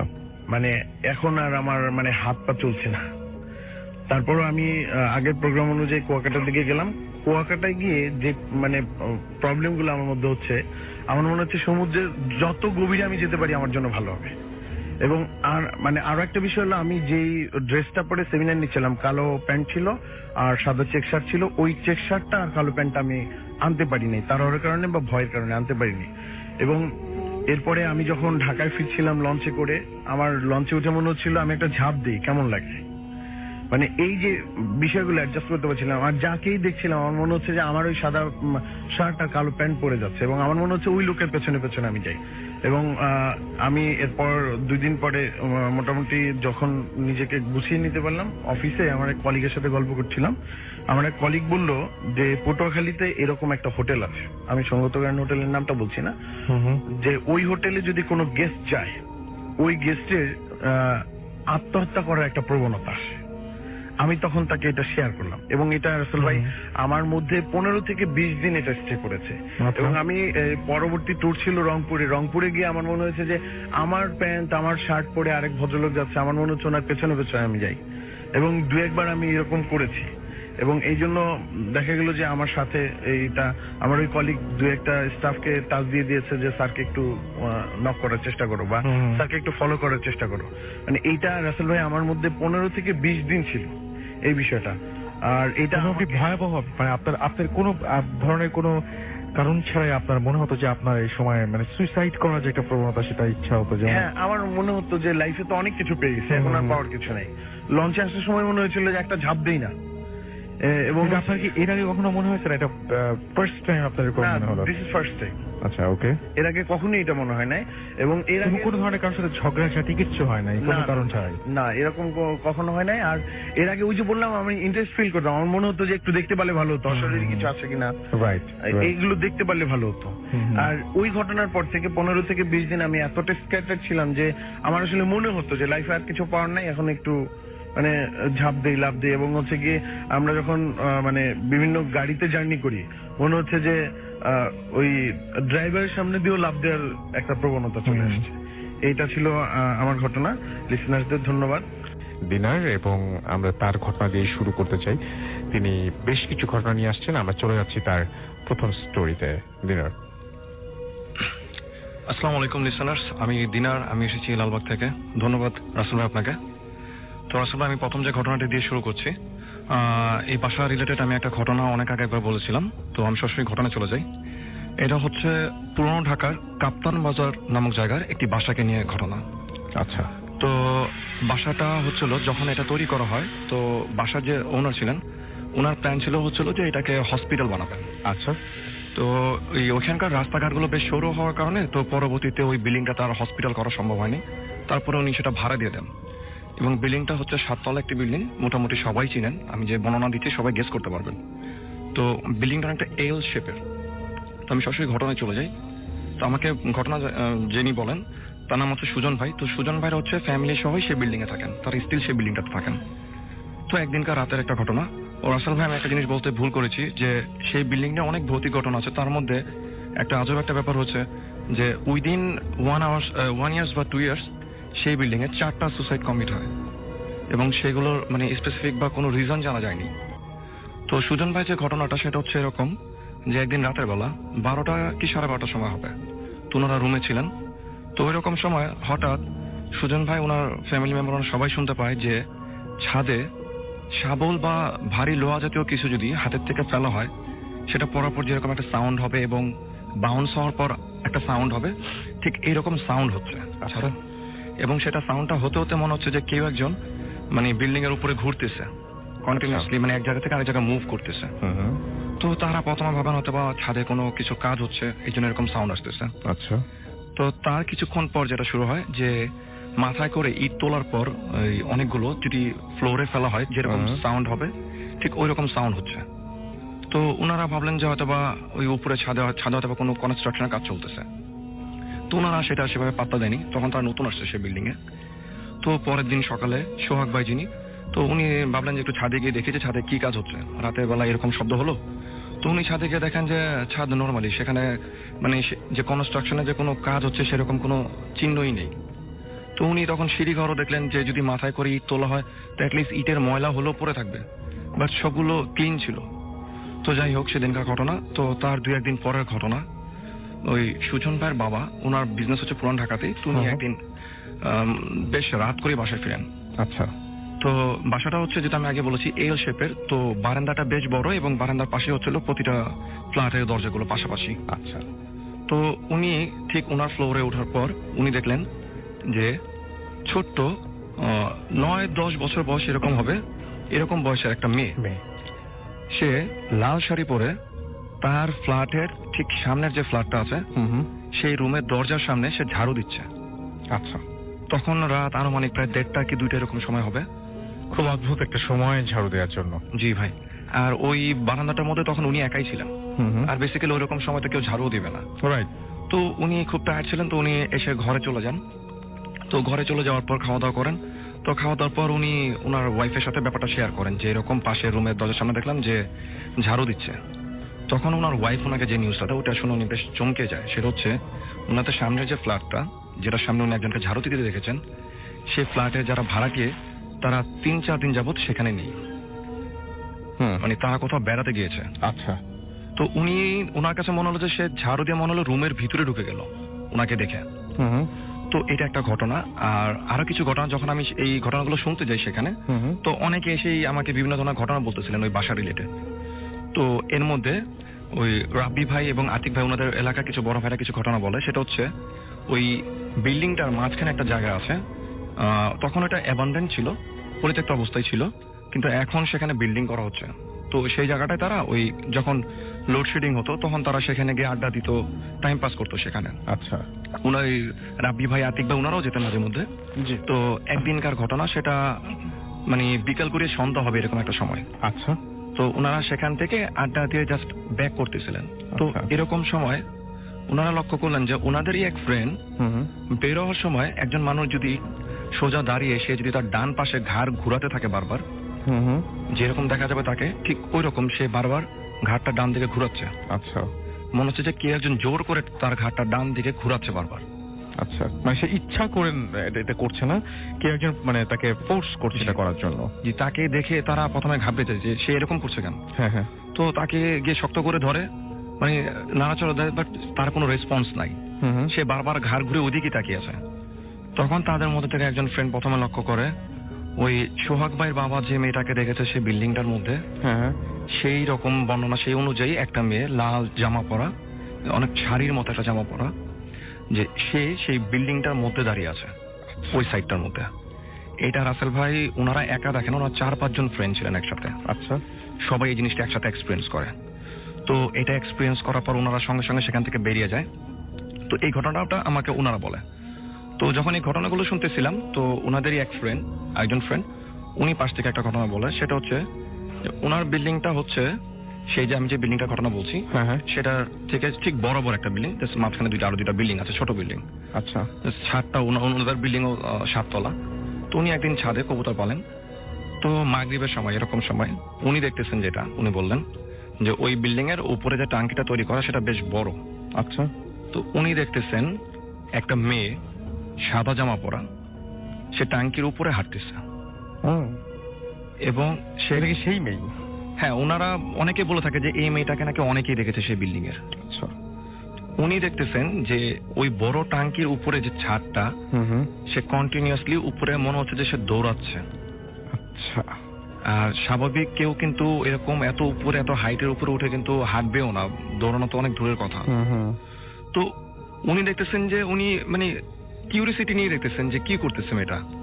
তো উনি রাসেল ভাই একটু পরে যেটা খেয়াল করলেন, বিল্ডিংটা হচ্ছে এল শেপের। তো উনি দেখতেছেন যে সে মনে হচ্ছে স্টেপ দিচ্ছে, সেই স্টেপ দেওয়ার সঙ্গে সঙ্গে মনে হচ্ছে সে বিল্ডিং এর অন্য যে পোর্শনটা আছে সেখানে চলে যাচ্ছে। আচ্ছা। তার মানে বডির তুলনায় মনে হচ্ছে যে তার পা গুলো বেশ লম্বা, সে এক পোর্শন থেকে খুব দ্রুত এক জায়গা থেকে আরেক জায়গায় মুভ করতে পারছে এবং কোনো মানে এফোর্ট দিতে হচ্ছে না। মানে মনে হচ্ছে যে সে জাস্ট একটা স্টেপ দিয়ে একদম ওই একটা পোর্শন থেকে আরেকটা পোর্শনে চলে যাচ্ছে। তো এটা দেখার পর রাসেল ভাই উনি একটু ঘাবড়ে যায়। স্বাভাবিক, খুব স্বাভাবিক। উনি তখন বললেন যে মাগরিবের আজান দিবে এরকম একটা সময়। তো উনি রাসেল ভাই তখন চিন্তা করলেন যে এখন আর ছাদে থাকাটা ঠিক হবে না, তো উনি নেমে যাবেন চিন্তা করলেন।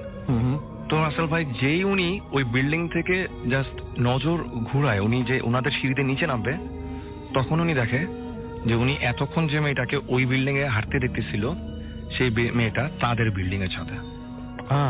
আচ্ছা। তাদের বিল্ডিং এর ওখান থেকে চলে এসছে এই বিল্ডিং এ। হ্যাঁ, উইদিন ফিউ সেকেন্ডস।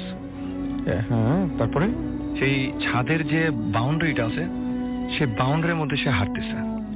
মানে ওইখানে স্বাভাবিক কেউ গিয়ে যে হাঁটবে তাও না। অ্যাবসার্ড ব্যাপার এটা। জি, আর আরেকটা ঘটনা রাসেল ভাই, ওই বিল্ডিং এর পাশে একটা আমাকে বলে যে, আতিক ভাই বলে উনি ছাদে আগে মাঝে মধ্যে কারেন্ট চলে গেলে ছাদে যেতেন, তো উনি কয়েকদিন দেখছেন যে সাদা জামা পরা একটা মেয়েকে বিল্ডিং এর একটা পাশে দাঁড়িয়ে থাকতে।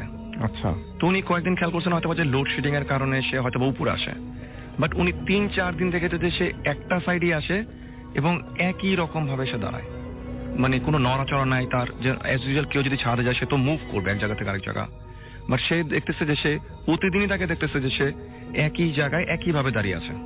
তো একদিন উনি চিন্তা করলেন যে ওনাদের বাসার ছাদের উপরের যে ফ্লোরটা ওইখান থেকে দেখবেন যে এটা আসলে কে, সে প্রতিদিনই এসে এখানে দাঁড়িয়ে থাকে।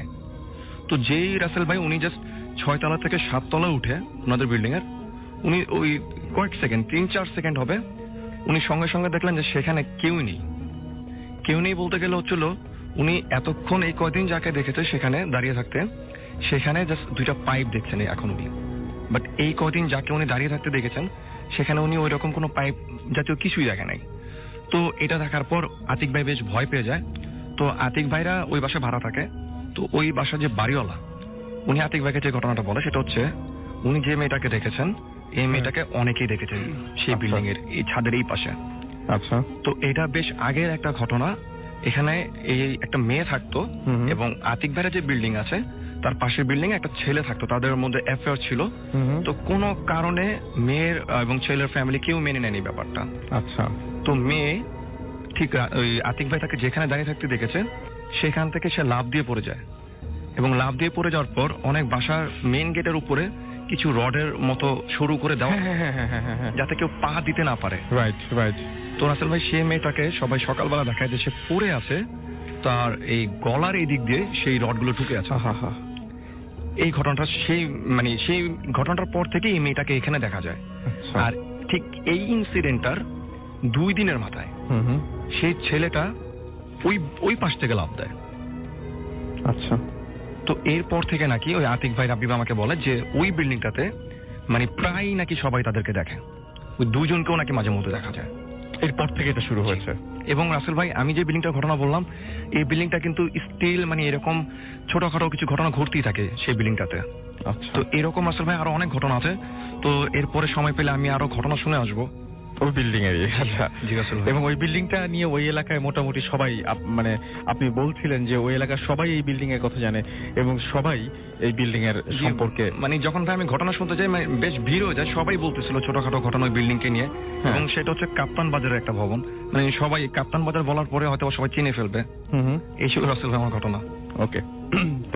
নামটা প্লিজ একটু বলবেন, তারপর আপনার ফোন নাম্বার এখানে বলতে হবে না অবশ্য, আপনার নামটা একটু বলবেন এবং তারপর আপনি কোথা থেকে এসেছেন সেটা বলবেন, তারপর আমরা আপনার ঘটনায় যাব। আসসালামু আলাইকুম, আমি রেজা মাওলা। আমি এসেছি মহাখালী ওয়ারলেস গেট থেকে। আমি এখন যে ঘটনাটি বলবো বা আমার জীবনের এক্সপেরিয়েন্স থেকে বলছি, আমার অভিজ্ঞতা, সেটা হচ্ছে আজ থেকে 4 অথবা 5 বছর আগে, এটা রাজধানী ঢাকা শহরই আমি যেখানে বসবাস করি সেখানে আমার নিকটবর্তী যে মসজিদে আমি নামাজ পড়ি সেখানে এই ঘটনাটি ঘটে। এই কিছু 4-5 বছর আগে আমাদের মহাখালী ওয়ারলেস গেটে যে বড় মসজিদটা আছে সেটা সংস্কার করার জন্য এটা পুরোটা মসজিদ ভেঙে ফেলা হয়, নতুনভাবে তৈরি করা হয়। তো সেজন্য যে মসজিদের সামনে যে স্কুলের যে ছোট্ট জায়গাটা আছে সেখানে নামাজের ব্যবস্থা করা হয়। নিয়মিত সেখানে জুমা এবং পরবর্তীতে তারাবিও অনুষ্ঠিত হয়। তো আজ থেকে 4-5 বছর আগে যে তারাবি, সেই আমার যে অভিজ্ঞতা হয়েছিল, তারাবি যখন শুরু হয় তখন ওই দিন ছিল একটু বৃষ্টি এবং ঝিরঝির বৃষ্টি এবং কিছু কাদা স্যাঁতস্যাঁতে পরিবেশ। আর ওখানে এই ছোট্ট পরিসরে মসজিদে বা 100 জনের মতো হবে না নামাজ পড়ার ব্যবস্থা তখন ছিল। তো আমি নামাজ পড়ার সময় আমি ছিলাম কাতারের হয়তো 3 নম্বরে কাতারে ছিলাম। এক কাতার হয়তো 10 জনের বা 12 জনের বেশি হতে জায়গা হতো। তো সেই হিসেবে আমি 3য় কাতারে, আমার বাঁদিকের একজন পরে একজন মুসল্লি ছিল। সেই মুসল্লিকে তারাবি শুরু হওয়ার পরে তার দিকে আমার দৃষ্টি যায় এবং যাওয়ার পরে আমি একটু আশ্চর্যিত হই, কারণ তার অস্বাভাবিক কালার বা সৌন্দর্য দেখে। এত সুন্দর একজন লোক, যেটা বলবো যে এটা ব্রিটিশদের গায়ের রঙের মতো। আমি যাকে তুলনা করতে পারবো ব্রিটিশ একজন স্পিনার ছিল বয়স্ক, যেটা জার্ভিস, তার স্টেজের সাথে। তখন বারবার নামাজ শুরু করার আগে ওর দিকে তাকাচ্ছিলাম। এবং ও এরকম দেখলাম ওর পরায় ছিল পাঞ্জাবি এবং গলায় ছিল একটা হাইনেক একটা সোয়েটারের মতো, ওটা গলায় পেঁচানো ছিল। এবং আমরা যথারীতি নামাজ শুরু হয়, তারাবি কিন্তু একটু বড় সূরা দিয়ে শুরু হয়, এটা খতম তারাবি। এবং তারাবি শুরু হওয়ার পরে যখন নিয়ত বাঁধা হচ্ছিল, তখন ওই ভদ্রলোক নিয়ত বাঁধার পরে একটা মানুষ যেরকম একটা ঢেকুর দিলে একটা শব্দ হয়, এরকম ঢেকুর দিল। সেটা তখন একটা স্বাভাবিক ঘটনা হিসেবে নিয়েছিলাম। নামাজ যখন শুরু হলো, চারিদিকে একদম প্রচন্ড ব্যাড স্মেল, পুরো ইয়েটাতে সবাই অস্বস্তি বোধ করতে লাগলো। হয়তো বৃষ্টির দিনে সবাই ভেবেছিল যে হয়তো এটা এরকম হতে পারে, আশেপাশে নর্দমার গন্ধটন্ধ হয়তো আসতে পারে, কিন্তু এটা তীব্রতা বাড়তেই লাগলো। নামাজ শুরু যখন চলতে থাকলো, এক পর্যায়ে ওই লোকটা আরো একটু বিকট ধরনের একটা ঢেকুর তুললো। তারপর পরিস্থিতি সম্পূর্ণ বিপরীত হয়ে গেল। পরিস্থিতি পুরো পরিবেশটা একটা মানে খেজুরের রস দিয়ে পায়েস তৈরি করলে যে একটা পরিবেশ হয়, সুন্দর একটা গন্ধ, সে স্মেলে সবাই আবার পেছনে সেই ব্যাড স্মেলের কথা ভুলে গেল। যথারীতি তারাবি 4 রাকাত খুব কম করে হলো 12 থেকে 15 মিনিটের মতো হয়ে থাকে। তারাবি যখন শেষ হলো, তখন আমার মনোসংযোগ, তখন তারাবির সময় নর্মালি কিন্তু আমরা কনসেন্ট্রেশনটা দিতে হয় ওই সূরার দিকে, তখন বারবারই ওই লোকটার কথাই মনে হচ্ছে, আর বারবার দুটো গন্ধের স্মেলের কথা আমার মনে হচ্ছিল। যথারীতি তারাবি যখন মাঝখানে 4 রাকাত পরে যখন শেষ হয়, 4 রাকাত শেষ হওয়ার পর একটা ব্রেক দেওয়া হয়, ওই ফিরে দেখলাম যে আমার পরবর্তী ওই কাতারে ওই লোকটি নেই। এখন কথা হলো, সাথে সাথে আমি দেখলাম আরো একজন লোক এসে ওই ফিলিং দ্য ব্ল্যাঙ্কস, যেটা ওই শূন্যস্থানটা পূরণ করে দিল। কিন্তু নামাজ যতক্ষণই ছিল, আমার তখন লাগলো যে এত সুন্দর এই ব্যক্তিটা এই নামাজের ভিতরে কোথায় হাওয়া হয়ে গেল। এই ছিল আমার এই বাস্তবিক এই আধুনিক ঢাকায় একটা অভিজ্ঞতা। কতদিন আগের ঘটনা এটা? 4 থেকে 5 বছর আগে এই নোয়াখালী ওয়ার্ডে। Thank you very much. আমরা চলে যাবো আবারও দিনার হোসেনের কাছে, এবং তার সেকেন্ড ঘটনাটা আমরা শুনবো। এটা একটু লম্বা স্টোরি হবে, আমাদের সঙ্গে থাকুন। স্টে টিউনড ফর ইউর ফুর্তি এন্ড ডোন্ট স্টপ দ্য ফুর্তি। ধন্যবাদ রসুল ভাই আপনাকে। আমি এখন যে ঘটনাটা শেয়ার করছি, এটা আমাকে জনি ভাই বলেছেন। তো জনি ভাই ঘটনাটি যেভাবে বলেছেন আমি ঠিক সেভাবে শেয়ার করছি। তো ঘটনাটি ঘটেছে হচ্ছিল 2012-র শেষের দিকে। তো তখন শীতকাল ছিল। তো জনি ভাই আর আরো 3 জন ফ্রেন্ড, টোটাল ওনারা 4 জন ঢাকা থেকে মানিকগঞ্জের হরিরামপুর নামক জায়গায় ওনার এক ফ্রেন্ডের বাসায় বেড়াতে যায়। আচ্ছা। তো সেখানে তাদের আরো 2 জন ফ্রেন্ড ছিলেন। তো প্রথম দিন জনি ভাই তার ফ্রেন্ডসরা ওই যার বাসায় যায় তার নাম হচ্ছে সাগর ভাই। তো সাগর ভাই বাসায় স্টে করে। তো পরের দিন তারা যেটা করে, যে সাগর ভাইয়ের যিনি চাচা আছেন তার বাসাটা হচ্ছে ওই হরিরামপুর বাজারেই। তো তারা চিন্তা করে যে তারা এখানেই থাকবে।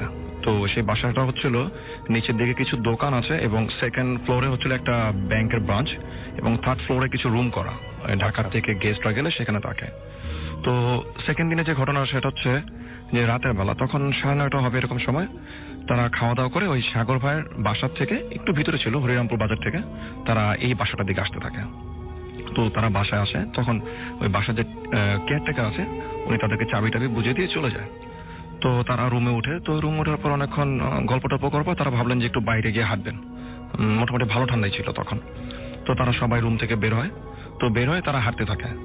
তো তখন মোটামুটি ওই বাজারের মধ্যে কেউ ছিল না, মানে সব দোকান যা ছিল সব বন্ধ হয়ে গেছে, এবং সবাই বাসা চলে গেছে। রাত তখন 10টা 10:15 এরকম সময়। তো ওনারা হাঁটতে হাঁটতে ঠিক ওই বাজারটার শেষ প্রান্তে আসে। তো আসার পর ওই সাগর ভাই যিনি ছিলেন তাদেরকে বললেন যে তার সাথে ওই একটা ক্ষেতের মধ্যে নামতে বললেন। আচ্ছা। তো তারা সবাই ওই মূল সড়ক থেকে ক্ষেতের মধ্যে নামলেন। তো নেমে তারা হাঁটতেছিলেন ক্ষেতের আইলের উপর দিয়ে। তো হাঁটতে হাঁটতে একটু দূরে যাওয়ার পর বিশাল বড় চক। তো তখন সাগর ভাই তাদেরকে বিভিন্ন ঘটনা বলতেছিলেন ওই এলাকা রিলেটেড। উনি যে মুরব্বীদের মুখ থেকে যেরকম ঘটনা শুনেন, যে ওই এলাকার মুরব্বীরা বলে যে মাঝে মধ্যে নাকি এই চকের মধ্যে দিয়ে একজন লোককে ঘোড়া চালিয়ে যেতে দেখা যায়। আচ্ছা। এবং সেটা হচ্ছে কি 2 সেকেন্ড কি 3 সেকেন্ড এরকম সময়ের মতো। তারপর আবার সে মনে হচ্ছে যে শূন্যের মধ্যে আবার মিশে যায়। তো এইটা নাকি সে এলাকা অনেকেই দেখেছে। তো যাই হোক, এরকম অনেক ভৌতিক ঘটনা তারা শুনতেছিল এবং হাঁটতেছিল। তো একজনের পর একজন এভাবে হাঁটতেছে তারা। তো একটা সময় জনি ভাই একটা ফ্রেন্ড আবির ভাই, উনি পিছন থেকে জনি ভাইয়ের কাঁধে হাত দিয়ে থামতে বললেন। তো উনি থামে পিছনে তাকালেন, দেখলেন যে কালো কুচকুচে কালো রঙের কিছু একটা তাদের পিছনে পিছনে হাঁটতেছে। তো ওনারা বেশ একটু খেয়াল করে দেখলেন যে অনেকটা কুকুর বা শিয়াল এই জাতীয় কিছু একটা হবে, তাদের পিছনে পিছনে হাঁটতেছে। তো তারা ভেবে নিলেন হয়তো বা কুকুর বা শিয়াল এরকম কিছু একটা হবে, তো থাকতেই পারে সেখানে, তারা ভেবে নেন। তো তারা হাঁটতে থাকে। তো বেশ খানিকক্ষণ হাঁটার পর তারা সেই চকের প্রায় শেষ প্রান্তে চলে আসে। আচ্ছা। তো তারা দূরে থেকে দেখা যায় বেশ উঁচু একটা জায়গা। তো ওইখানে তারা সবাই একসাথে উঠে। তো ঠিক উঠার পর তারা দেখলো যেটা, যে সেটা হচ্ছে তাদের গ্রামের একটা শ্মশান। তো সাগর ভাই যেটা বলে যে এটা হচ্ছে তাদের গ্রামের অনেক বেশ পুরাতন একটা শ্মশান, এবং শ্মশানটার পাশ ঘেঁষেই হচ্ছিল নদী। আর সেখানে বাসা বাড়ি বলতে গেলে আশেপাশে কিছুই নেই, সব বেশ দূরে দূরে বাসা।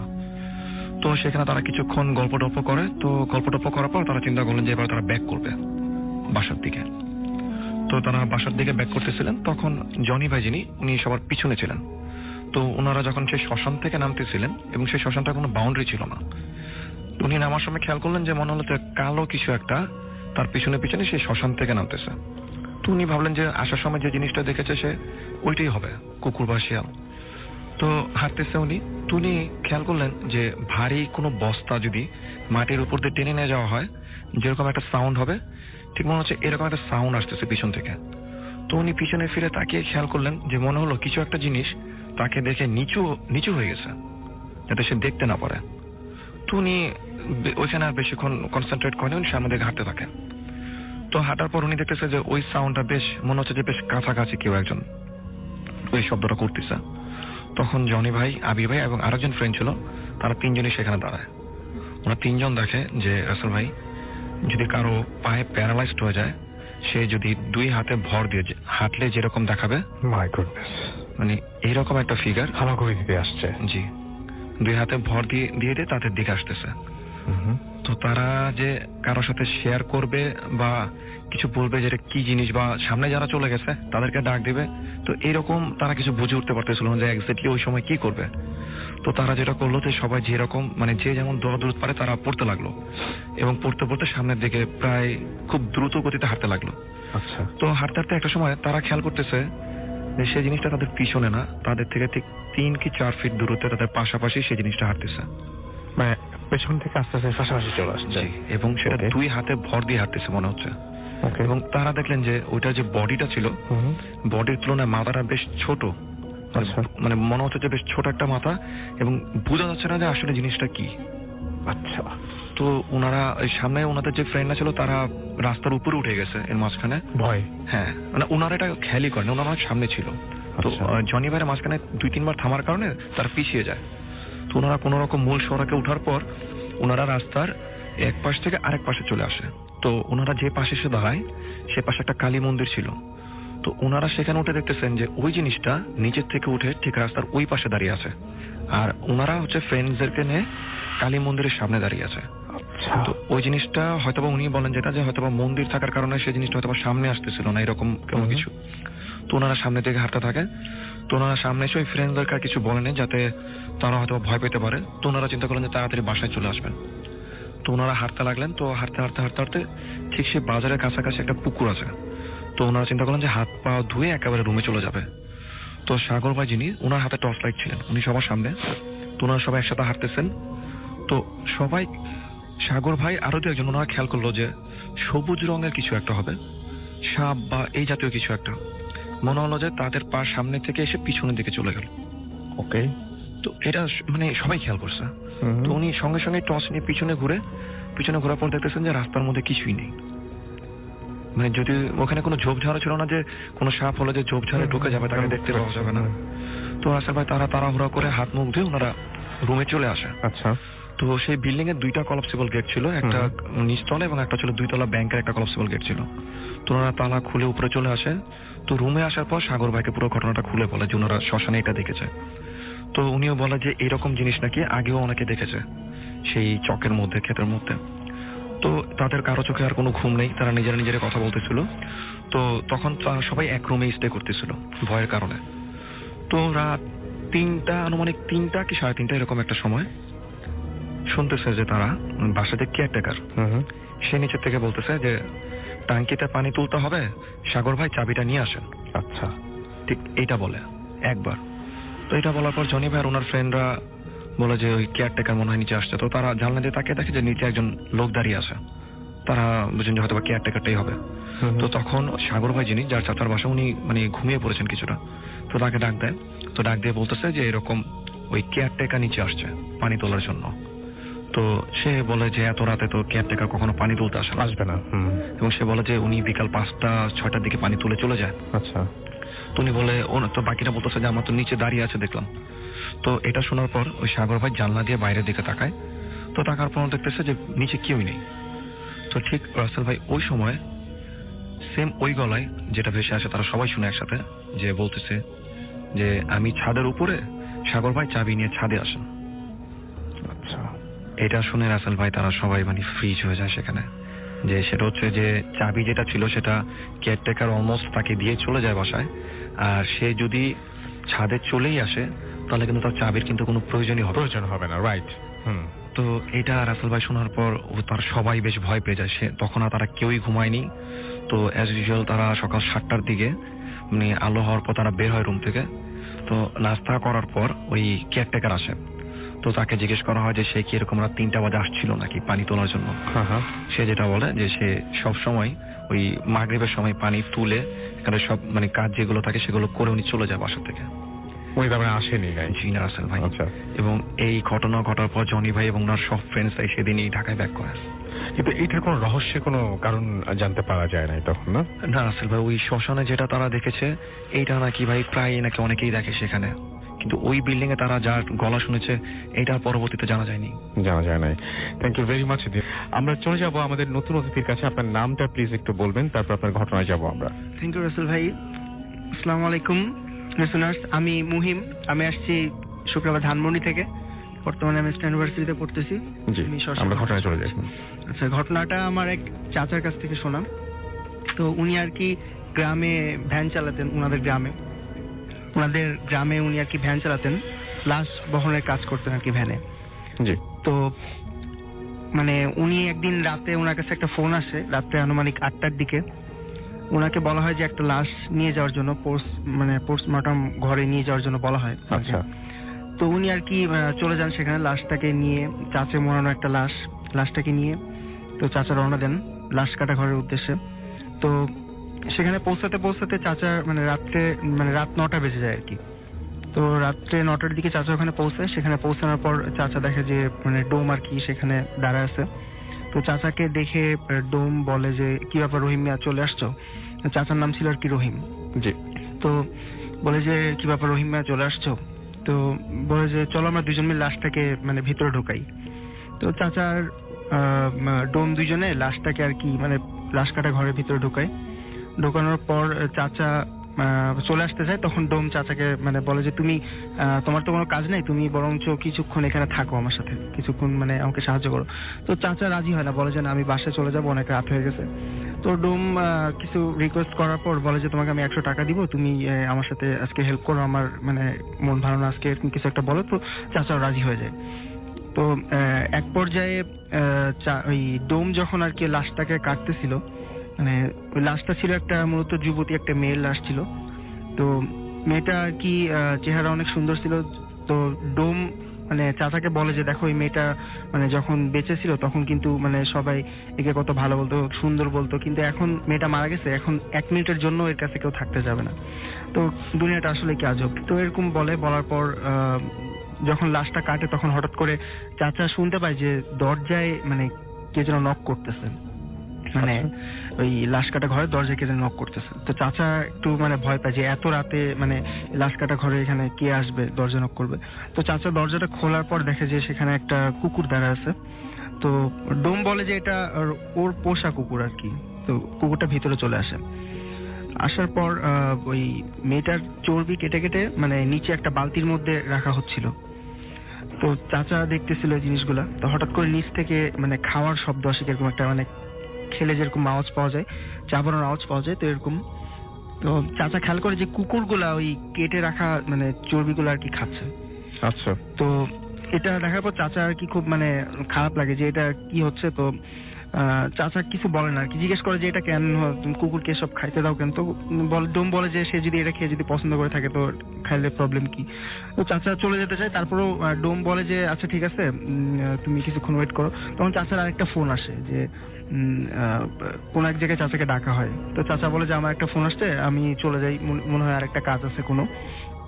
তো ডোম বাধা দেয়, বলে যে তুমি আর কিছুক্ষণ পরে যাও। এটা বলে ডোম আর কি করে একটা মানে মাংসের ডলা কেটে নিয়ে ওই লাশ কাটা ঘর থেকে বাইরে বের হয়। তো বাইরে বের হওয়ার পর চাচা বলে যে কোথায় যাচ্ছ? তখন ডোম বলে যে আমি একটু বাইরে যাচ্ছি, তুমি এখানে থাকো, আমি আসতেছি। তো চাচা অনেক ভয় পায় যে মানে একা একা একটা লাশ, মানে লাশের সাথে মানে এরকম। তো ওই ডোম আর কি লাশের একটা মানে ওই লাশের থেকে একটা মাংসের টুকরা নিয়ে বাইরে চলে যায়, কুকুরটাও পেছনে পেছনে চলে যায়। তো চাচা আর কি লাশটাকে দেখে চাচা অনেক ভয় পাচ্ছিল। তো চাচা বলে যে আমি ওই চাষ দিয়ে মানে মুখটা ঢেকে রাখি, মানে দেখতে আমার অনেক ভয় লাগতেছিল। তো এই সময় হঠাৎ করে মানে বাইরে থেকে কিছু কান্নাকাটির আওয়াজ আসে।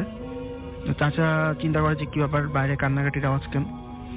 চাচা আর কি বাইরে বের হয়ে দেখে যে এরকম 2-3 জন মানুষ একটা লাশ নিয়ে আসতেছে মানে ওই ঘরের দিকেই, এবং সাথে মানে কিছু পুলিশও আছে 2-3 জনের মতো। তো চাচা আর কি আগে যায়, ওখানে আগে যাওয়ার পর পুলিশ বলে যে ডোম কোথায়, একটা লাশ নিয়ে আসা হয়েছে, এটাকে পোস্টমর্টম ঘরে ঢুকাইতে হবে আর কি। তো চাচা বলে যে ডোম তো একটু বাইরে গেছে। তো বলে যে তুমি আচ্ছা এটাকে ভিতরে নিয়ে যাও লাশটাকে। তো চাচা আর কি ওই মানে লাশটার মানে মুখটা একটু খুলে দেখে যে আর কি। তো চাচা যখন ওই লাশটার মুখ দেখে তখন দেখে যে ওই ডোমটারই লাশ, যেটা যার সাথে চাচা আর কি এতক্ষণ মানে কাজ করতেছিল লাশ কাটা ঘরে। এবং ওই মেয়েটা তখন আছে, মেয়েটার লাশ তখন ঘরের মধ্যে ছিল, তখন ঘরের মধ্যেই ছিল, আর ডোমটা তার মানে বেশ আগেই মারা গিয়েছে। সুতরাং এতক্ষণ তার সঙ্গে যে ঘটনাটা ঘটছিল সেই মানুষটি অর্থাৎ সেই ডোমটি আগেই মারা গিয়েছে, এবং সে ডোম না, হয়তো সে তাকে ডোম মনে করেছিল, বাট সে করতেছে যে মানে এতক্ষণ তাহলে চাচা যার সাথে ছিল তিনি তো ডোম না। হ্যাঁ তিনি ডোম না, তাহলে মানে কে ছিল তাহলে চাচার সাথে? চাচা অনেক ভয় পায়। তো কাউকে কিছু মানে বলতে যেও আর কি, কে বিশ্বাস করবে চাচার কথা? তো আসলে কেউ বিশ্বাস করতে চাবে না ওই মুহূর্তে। তো এই টাইপের ঘটনাগুলো সাধারণত বিশ্বাস করতে চান না, এটা খুব স্বাভাবিক। তো চাচা আর কি অবাক হয়ে মানে লাশ কাটা ঘরের দিকে তাকায় আরেকবার যে মানে কি হচ্ছিল এতক্ষণ। তো তাকানোর পর চাচা সেই কুকুরটাকেই দেখতে পায়, যেটা আর কি চাচার ডোমের সাথে ছিল, এবং চাচা দেখতে পায় যে তখন ওই কুকুরের মুখে সেই চর্বিগুলো লেগেছিল, মানে তখন যেটা চাচা দেখছিল। ওকে, তো এটাই ছিল আপনার ঘটনা। আপনাকে থ্যাঙ্কস, অনেক অনেক অনেক অনেক ধন্যবাদ আপনাকে। চলে যাবো আবারও দিনারের কাছে একটা ঘটনা শুনতে, এবং আমাদের সঙ্গে নতুন অতিথিরা আছেন, তাদের ঘটনা শুনবো। আমি প্রথমে একটা দিনারের কাছে ঘটনা শুনতে যাচ্ছি। তো আমরা নেক্সট ঘটনায় চলে যাই। রাসেল ভাই, আমি এখন যে ঘটনাটি শেয়ার করছি এটা একটি ক্লিনিককে নিয়ে ঘটনাটি। তো এই ঘটনাটিও আমাকে জনি ভাই শেয়ার করেছেন। তো এটা 7 থেকে 8 বছর আগের একটি ঘটনা। তখন জনি ভাই আর ওনার 2জন ফ্রেন্ড, ওনারা চাঁদপুর থেকে ঢাকায় ব্যাক করতেছিলেন। আচ্ছা। তো চাঁদপুর থেকে যখন ওনারা ঢাকার উদ্দেশ্যে বাসে উঠেন, তো কিছু দূর আসার পরই জনি ভাই এক ফ্রেন্ডের ওনার ওই টয়লেটের প্রেশার আসে। আচ্ছা। তো উনি আর ওই মাঝখানে আর বাস থেকে নামতে না পারাতে ওনারা যেটা করে যে সোনারগাঁর দিকে মোগরাপাড়া বাস স্ট্যান্ড যেটা, হ্যাঁ, সেখানে ওনারা নেমে যান ওই ফ্রেন্ডকে নিয়ে। তো নেমে যাওয়ার পর ওই মোগরাপাড়া যে বাস স্ট্যান্ড আছে, তো নামার পরে তারা দেখলেন যে বাম দিকে বেশ কিছু ভবন। তো একটা বিল্ডিং ওনাদের চোখে পড়ে, সেটা হচ্ছে যে সেটার নিচে কিছু ফ্রুটস এর দোকান আছে, এবং বিল্ডিংটা এখনো সেখানে আছে, এবং দ্বিতীয় তলা হচ্ছে একটা রেস্টুরেন্টের একটা সাইনবোর্ড তাদের চোখে পড়ে। তো তারা চিন্তা করলেন যেহেতু রেস্টুরেন্ট আছে তাহলে এখানে ওয়াশরুমটা ইউজ করা যেতে পারে। তো তখন ওই জনি ভাইয়ের যে ফ্রেন্ড রবিন ভাই, উনি চলে যায় সেই বিল্ডিং এ। তো তারা বাইরেই বসে থাকে। তো হাফ অ্যান আওয়ারের মতো হয়ে যায়। তো জনি ভাই আর ওনার একজন ফ্রেন্ড, ওনারা ওই দোকানে বসে কোক খাচ্ছিলেন। তো ওনারা চিন্তা করলেন যেহেতু অনেকক্ষণ সময় হয়ে গেছে, মানে আসতেছে না, আর এদিকে জনি ভাই চিন্তা করলেন যে উনি একটু খোঁজ নিয়ে আসবেন, আর প্লাস উনিও একটু টয়লেটে যাবেন। তো এই চিন্তা করে উনিও সেম ওই বিল্ডিং এর দিকে যান যে বিল্ডিং এ ওনার ফ্রেন্ড গিয়েছে একটু আগে। তো উনি যথারীতি সেই বিল্ডিং এর 2 তলায় যায়, গিয়ে দেখে যে সেখানে একটা রেস্টুরেন্ট। তো ওই রেস্টুরেন্টে ঢোকার পর উনি ওই রেস্টুরেন্টের একজন লোককে জিজ্ঞেস করে যে উনি কি এই রেস্টুরেন্টের ওয়াশরুমটা ইউজ করতে পারবে কিনা। আচ্ছা। তো ওই লোক তাকে যেটা বলে যে আসলে এই ওয়াশরুম উনি ইউজ করতে পারবেন না, উনি চাইলে উপরে একটা ক্লিনিক আছে, তিনি ওই ক্লিনিকের ওয়াশরুম ইউজ করতে পারেন উপরে গিয়ে। আচ্ছা।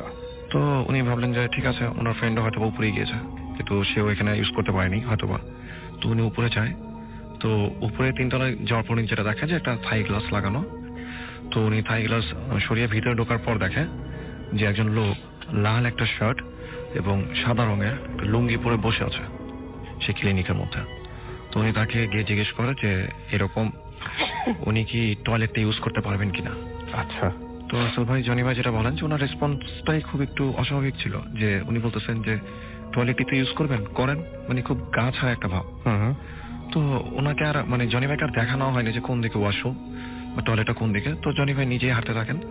তো উনি হাঁটার সময় খেয়াল করলেন যে ওই ক্লিনিকের মধ্যে কোনো ওয়ার্ড বয় বা নার্স বা কোনো পেশেন্টের রিলেটিভ কেউই নেই, আর বেশ অন্ধকারাচ্ছন্ন একটা পরিবেশ। তো উনি ওই জাস্ট হাঁটতেছেন। তো হাঁটতে হাঁটতে উনি বেশ দূরে যাওয়ার পর দেখলেন যে হাতের ডান দিকে একটা দরজার মধ্যে লেখা যে টয়লেট। তো উনি দেখতেছেন যে ভিতরে লাইটের সুইচগুলো অফ করা। তো উনি বাইরে থেকেই লাইটের সুইচ অন করেন। তো অন করার পর উনি দরজা ধাক্কা দিয়ে ভিতরে ঢুকেন। তো ভিতরে ঢোকার পর উনি দেখেন যে বাম দিকে 3 থেকে 4টা টয়লেট আছে এবং ডান দিকে আরো 3-4টা টয়লেট এরকম আছে। তো উনি ঢোকার পর মনে হচ্ছিল যে ওনার শরীরটা যেন কেমন ভার হয়ে যাচ্ছে। তো ওনার যে ফ্রেন্ডটা ওয়াশরুমের জন্য আসছে তার নাম হচ্ছে রবিন ভাই। তো উনি করতেছেন কি যে বাইরে থেকে ডাকতেছেন যে রবিন কি ভিতরে। তো এইটা বলতেছে, উনি জিজ্ঞেস করতেছে, আর প্রতিটা ওয়াশরুমের দরজায় উনি খুলতেছে আর দরজাটা ভিতরে ধাক্কা দিচ্ছে। আচ্ছা। তো উনি কিন্তু দরজাগুলো খুলতেছিল, বাইরে থেকে লাগানো ছিল। ওনার যদি ফ্রেন্ড ভিতরে থাকে তাহলে সেটার দরজা কিন্তু ভিতর দিয়ে লাগানো থাকবে। তো উনি বাইরে থেকে দরজা খুলতেছে, আগে জিজ্ঞেস করতেছে, তারপর ধাক্কা দিচ্ছে এবং ভিতরে কাউকে দেখছে না। আচ্ছা। তো এইভাবে করতে করতে ঠিক শেষের যে টয়লেটটা ছিল সেই দরজাটা উনি খোলার পর ধাক্কা দিয়ে উনি যেটা দেখে, উনি দেখে যে ওইখানে লো কমোডে যে মহিলা হবে, উনি যেটা বলেন চুল দেখে উনি গেস করেন যে মহিলার মতো কেউ একজন বসে আছে সেখানে। আচ্ছা। এবং লাইট কিন্তু বাইরে থেকেই প্রথমে বন্ধ ছিল, উনি কিন্তু লাইটটা অন করেন আচ্ছা ঢোকার সময়। তো উনি দেখতেছেন যে একজন মহিলার মতো কেউ একজন বসা। তো জনি ভাই প্রায় 10 কি 15 সেকেন্ড এরকম সময় ধরেই ওনাকে দেখতে থাকেন সেখানে দাঁড়িয়ে। তো উনি দেখতেছেন যে মাথাটা পিছনের দিকে ঘুরানো ছিল কিনা উনি খেয়াল করেননি, কারণ চুলগুলো সব সামনের দিকে ছিল। এবং ওনার পার যে অংশটা এটা দেখে মনে হচ্ছে যে ব্যান্ডেজ করা, এবং হাতের অংশ থেকে মনে হচ্ছে যে পুড়ে যাওয়ার পর মানুষের স্কিন ফোসকা পড়ে যাবে যেরকম, ঠিক ওই রকম ফোসকা পড়ে ফেটে গিয়েছে মাংসগুলো। আচ্ছা। তো এটা দেখার পর রাসেল ভাই উনি প্রায় 10-15 সেকেন্ড এটা দেখে। তো উনি সেখান থেকে দৌড় দিবে নাকি কি করবেন ততক্ষণে সেটা বুঝে উঠতে পারতেছিলেন না। তো যখন উনি বুঝতে পারলেন যে আসলে ওনার এখান থেকে মানে ভাগতে হবে বা চলে যেতে হবে, তখনই উনি রাসেল ভাই সেখান থেকে দৌড় দেয়।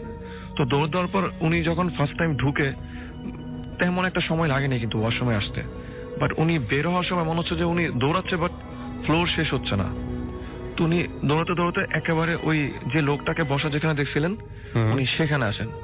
সেখানে আসার পর দেখেন যে ওই লাল শার্ট পরা যে লোকটা ছিল সে তার দিকে তাকিয়ে মানে হাসতেছে। মনে হলো যে সে ব্যাপারটা মনে হয় আগে থেকে জানতো। আচ্ছা। তো তার মানে হাসিটা খুব অবাক ছিল। তো উনি কোনো কথা না বলেই সেখান থেকে সিঁড়ি দিয়ে নিচের দিকে নামতে থাকে।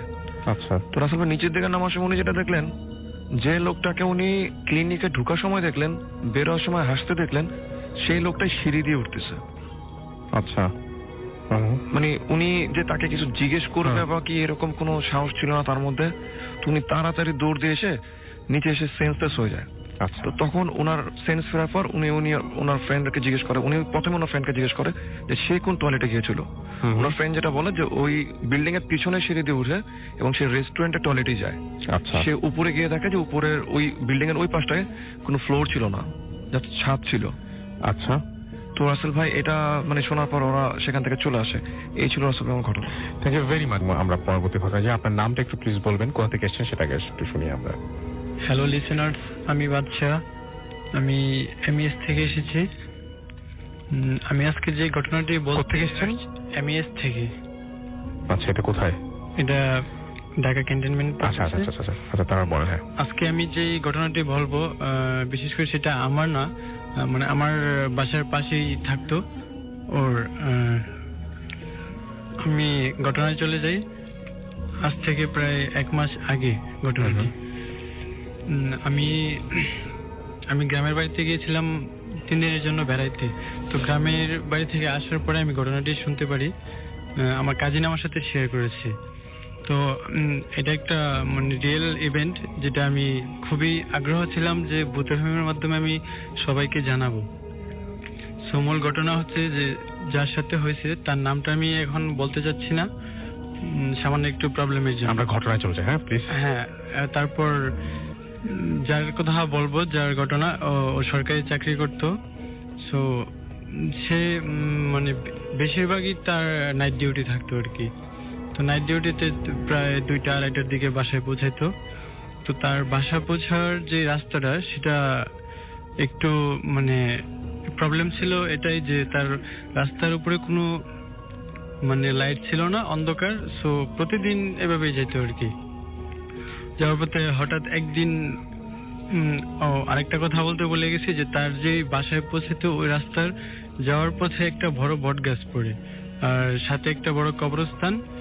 সো সে যখন যাচ্ছে ওই দিন হঠাৎ একদিন তার সাথে এই বট গাছের নিচে একটা ভয়ঙ্কর অদ্ভুত একটা ইভেন্ট ঘটে। ও যখন সাইকেল দিয়ে যাচ্ছে ডিউটি শেষ করে, তখন হঠাৎ দেখতে পারে যে বট গাছের নিচে 5 থেকে 6 বছরের একটা ছেলে বাচ্চা কান্না করতেছে। তো সে হঠাৎ করে সাইকেল থামিয়ে সাইকেলের উপর বসে থেকে সে বলতেছে যে ছেলের নাম জিজ্ঞেস করলো, ছেলের অ্যাড্রেস সবকিছু জানলো। জানার পরে বলতেছে, তুমি এত রাতে এখানে কেন, এই বট গাছের নিচে কান্না করতেছো? তো ছেলেটি জবাবে উত্তর দিল যে আমার আব্বা মা আমাকে সন্ধ্যার সময় অনেক মারধর করেছে, সো আমি ভয়ে বাসা থেকে পালিয়ে আসছি। তখন ওই লোকটি বলতেছে, তো তোমার বাসা কোন দিকে? তো ওই ছেলেটি আবার দেখাই দিছে যে ওই লোকের যে বাসা যেই গলি দিয়ে যাইতে হয় ওই দিকে দেখা যাচ্ছে যে আমার বাসা ওই দিকে। তো ওই লোকটি বললো যে ঠিক আছে, চলো তুমি আমার সাথে চলো, তোমার বাসায় পৌঁছে দিই। তো ছেলেটি অস্বীকার করলো যে না, আমি এখন যাব না, যদি আমি যাই তো আমার আব্বা আম্মা আবার হয়তো আমাকে মারবে। তাহলে ঠিক আছে, তুমি আমার সাথে আসো, আমি তোমারে আমার বাসায় নিয়ে যাই, কালকে তোমাকে আমি সকালে পৌঁছে দিব তোমার বাসায়। তো ছেলেটি রাজি হলো। রাজি হওয়ার পরে ওই লোক সাইকেলে দাঁড়িয়ে থেকে এতক্ষণ ছেলের সাথে কথা বলছে। বলার পরে ছেলে আসার পরে বলতেছে যে তুমি আমার সাইকেলের সামনে বসো। তো সামনে বসার কথা বলছে যখন, তখন ছেলেটি বলল যে না, আমি পিছনে বসবো। তো পিছনে বসবা, তুমি তো অনেক ছোট, তো তুমি সামনে বসলে ভালো হয়। না, আমি পিছনে বসবো, আমি পারবো না। তখন ওই লোকটি বললো আচ্ছা ঠিক আছে, তুমি পিছনেই বসো।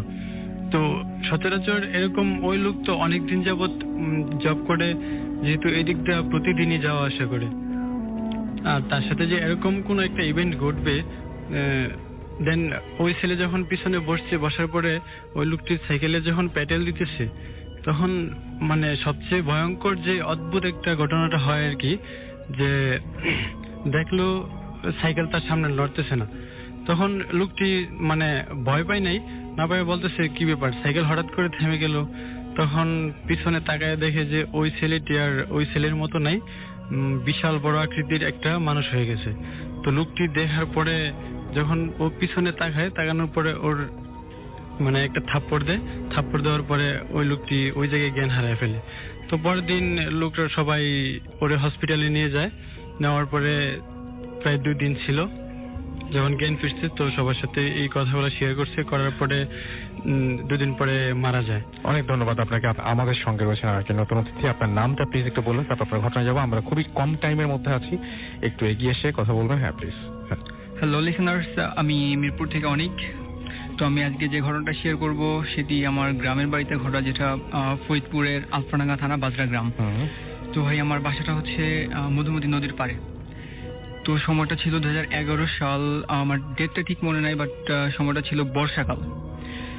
তো ভাই আমি ওখানে আমাদের নদীতে অনেক প্রচুর মাছ পাওয়া যাচ্ছিল। তো একদিন বিকালবেলা আমি যখন ক্রিকেট খেলতেছিলাম, তো আমার একটা ফ্রেন্ড মামুন আমাকে বলতেছিল যে দোস্ত আজকে, আমি তাকে একটু বলে দিই, ইন্টারেকশন দিয়ে দিই যে আমরা মাছ ধরার ঘটনাগুলো সাধারণত শুনি যে আমার বাবা বা অমুক বা তমুক, বাট আপনি এটা নিজে এক্সপেরিয়েন্স করেছেন, রাইট? হ্যাঁ, নিজের এক্সপিরিয়েন্স। তো মামুন আমাকে বলতেছিল যে আজকে রাত্রে আমরা মাছ ধরতে যাবো। তো ভাই যেহেতু গ্রামে অনেক মাছ পাওয়া যাচ্ছিল মধুমতি নদীতে, তো চিন্তা করলাম যে ওকে যাওয়াই যেতে পারে। তো ফ্রেন্ডকে বললাম যে ঠিক আছে যাবো। তো ওদিন রাত আনুমানিক 10টার সময় মামুন আমার বাসায় গিয়ে বলে যে চল বের হ। তো যেহেতু অনেক সময় মানে রাত হয়ে গেছিল, তো আমি কোনো কিছু চিন্তা না করে জালটা নিয়ে বের হয়ে যাই। তো তো বলে রাখা ভালো যে আমি ওই দিন কোনো লাইট নেইনি হাতে। তো নদীর ধারে গিয়ে দেখি যে প্রচুর লাইট এবং আরো অনেকেই মাছ ধরতেছে। তো আমার ফ্রেন্ড ফার্স্টে জাল ফেলা শুরু করে। দেন যখন ও জাল ফেলা শুরু করে আমি পিছন থেকে ব্যাগ নিয়ে দাঁড়িয়ে আছি। তো ও মানে অনেক সময় ধরে জাল ফেলতে থাকে। দেন আমরা মাছও পাচ্ছিলাম প্রচুর। আনুমানিক 1 থেকে 1.5 ঘন্টা পরে আমরা জাল ফেলতে ফেলতে আমাদের বাসা থেকে পশ্চিম দিকে একটা বিল আছে, বিলের দিকে যেতে থাকি। তো যে পরিমাণে মাছ পাচ্ছিলাম তাতে আমাদের পুরো ব্যাগটা ভরে যাওয়ার কথা ছিল, বাট ব্যাগটা আনফর্চুনেটলি ভরে নাই, অর্ধেকটা ছিল। তো আমার ফ্রেন্ড আমাকে বলতেছে কিরে এত মাছ ধরলাম, মাছ কি করছোস? তো আমি বললাম যে মাছ তো এগুলাই, সব তো ব্যাগের ভিতরে রাখছি। তো যাই হোক আর কোনো কথা না বাড়ায় আরো আস্তে আস্তে আগাইতে থাকি। তো আনুমানিক তখন 2টা বা 2:30 বাজে। তখন আমি আমার বাসা থেকে আর 3 কিলোমিটার দূরে। দেন আমার ফ্রেন্ড আমাকে বলল যে এবার তোর পালা, তুই জাল ফেলা শুরু কর। আমি বললাম ওকে। তো ফার্স্টে আমি যখন জাল ফেলি ফার্স্ট টাইমেই আমি একটা বড় একটা কাতল মাছ পাই। তো আমার ফ্রেন্ডকে দেওয়ার পরে ও এটা ব্যাগে রাখে এবং সেকেন্ড টাইম যখন আমি জাল ফেলতে যাবো ঠিক সেই মুহূর্তে দেখি বিলের ভিতরে মানে তখন বিলের পানি এবং নদীর পানিটা প্রায় মানে সমান হয়ে আছে। তো পাশেই রাস্তা, তো রাস্তাটার শেষ পার আর নদীর পাড়টা একই। তো আমি ওই যখন বিলের উপরে যখন মাছটা আপনার লাফাচ্ছিল, তো ওইটাকে টার্গেট করে আমি জাল ফেলি। ফেলার পরে যখন জাল উঠাই মাছ নেই, জালে কিছুই নেই। দেন সেকেন্ড টাইম যখন আমি জাল ফেলতে যাব তখন আমি চিন্তা করলাম যে এবার হাত দিয়ে ধরার চেষ্টা করব। দেন জাল ফেললাম, জাল ফেলার পরে মাছটাও পড়ছে জালের তলে। তো আমি হাত দিয়ে যখন মাছ ধরার চেষ্টা করতেছি পানিতে নেমে, তখন আমার ফ্রেন্ড ওর কোনো সাউন্ড পাচ্ছিলাম না বা ও কোনো কথা বলতেছিল না। দেন 4-5 মিনিট ট্রাই করার পর আমি আমার ফ্রেন্ডকে বললাম যে দোস্ত আমাকে একটু হেল্প কর, আমি পারতেছি না। দেন আমি ওর কোনো সাউন্ড পাচ্ছিলাম না। তো ওর দিকে তাকিয়ে দেখি যে ও ওই যে রাস্তাটার শেষ প্রান্তটা ছিল যেটা আপনার নদীর পাড়ে, ওইখানে বসে আছে, বসে মাছটা খাচ্ছে, কাতল মাছটা যেটা পেয়েছিলাম ওইটা। তো খাওয়ার পরে আমি জাস্ট তাকিয়ে হতভম্ব হয়ে গেছি। তো ওর দিকে ও আমার দিকে তাকালো, তাকানোর পরে ভাই যে বিদঘুটের চেহারাটা আমার সামনে ভেসে উঠলো, ভাই আমি ফুল হতভম্ব। ওটা দেখলে এখন আমার খুব ভয় লাগে। তো চেহারাটা এরকম ছিল যে চোখটা অনেক বড় এবং লাল, আমার দিকে তাকিয়ে আছে। দেন ওর মুখ থেকে লালা টাইপের কিছু একটা পড়তেছে, ব্লাড ঠিক না বেশ কালো। আর আমার দিকে তাকিয়ে একটা ভয়ঙ্কর কণ্ঠে বললো যে কিরে খাবি? তো জাস্ট এটা মানে সাউন্ডটা যখন আমার কানে আসলো যে খাবি, দেন আমি মানে কি করছি আমি নিজেও জানি না, আমি একটা দৌড় দিছি। দৌড় দেওয়ার পরে চলে আসছি, এরপরে আমার কিছু মনে নাই। তো ভাই পরের দিন সকালবেলা আমি যখন আমার ঘুম ভাঙে তখন দেখলাম আমার ফ্রেন্ড আমার পাশে, আমার বাবা আম্মু ছিল, দাদু ছিল। তো আম্মু বলতেছে কি হয়েছে রাত্রে তোর? তো বললাম যে আম্মু এই কাহিনী। তো আম্মু আমাকে বলতেছে যে তোকে তো রাস্তার পাশেই পাওয়া গেছে। দেন আমার ফ্রেন্ড বলতেছে তুই মাছ ধরতে কার সাথে গেছিলি? আমি বললাম কেন তোর সাথে, তুই তো আমার নিয়ে গেছিস। আমি সব দোষটা ওর উপর চাপাচ্ছিলাম। তো আমার ফ্রেন্ড বলতেছে দোস্ত তোর কোথাও ভুল হইতেছে, আমি গতকালকে রাত্রে আনফর্চুনেটলি আব্বুর সাথে পাশের গ্রামে চলে যাই। দেন আমি তো বাড়িতে ছিলাম না। তো আম্মু আমাকে বললো যে তুই মাছ ধরছিস, পানিতে নামছিস, তো তোর শরীর তো ভিজা ছিল না, তোর শরীরটা ফুল শুকনা ছিল ভাই। তো ভাই আসলে ভাই মানে আমার স্পষ্ট মনে আছে যে আমি পানিতে নেমে বিলের ভিতরে নেমে আমি হাত দিয়ে মাছ ধরি, বাট পরের দিন মানে ওই সময়টা নাকি আমার শরীরটা ফুল শুকনা ছিল। ইভেন আরেকটা ইন্টারেস্টিং ঘটনা, সেটা হচ্ছে আমি জালটা আমি ওখানে ফেলে রেখে এসেছিলাম, কিন্তু সকালবেলা আমি যখন বারান্দার দিকে তাকাই তখন দেখি আমার জালটা ওইখানে ছিল, ওই অবস্থাতেই ছিল। ওখানে ছিল আমাদের রুমের বারান্দায়, যেখানে থাকার কথা। ওকে, থ্যাংক ইউ ভেরি মাচ। আমরা এখন চলে যাব আমাদের পরবর্তী অতিথির কাছে, এবং আমার কাছে ছোট একটা ঘটনা, একদম ছোট একটা ঘটনা তিনি শেয়ার করবেন। আমাদের হাতের সময় একেবারেই নাই, আমাদের এখন সাইন আউট করতে হবে, বাট ছোট একটা ঘটনা দিয়ে শেষ করতে চাই। বলেন আপনার ঘটনা বলেন প্লিজ। আসসালামু আলাইকুম রাসেল ভাই, আমি হচ্ছি এসবি আলামিন হাসান। তো আমি আজকে যে ঘটনাটি বলবো সেটা আমার এক বড় আপুর কাছ থেকে শোনা। তো আপুটির নাম হচ্ছে পাপিয়া সুলতানা। তো উনি আমাকে এই ঘটনাটি বললো আর কি। তো ঘটনাটি ওনার দাদুর সাথে ঘটে। তো ওনার দাদুরা আগে একটা গ্রামে থাকতো, কিন্তু সেখান থেকে ওরা ময়মনসিংহে চলে যায়, ওখানে একটা জায়গা কিনে বাড়ি করে আর কি।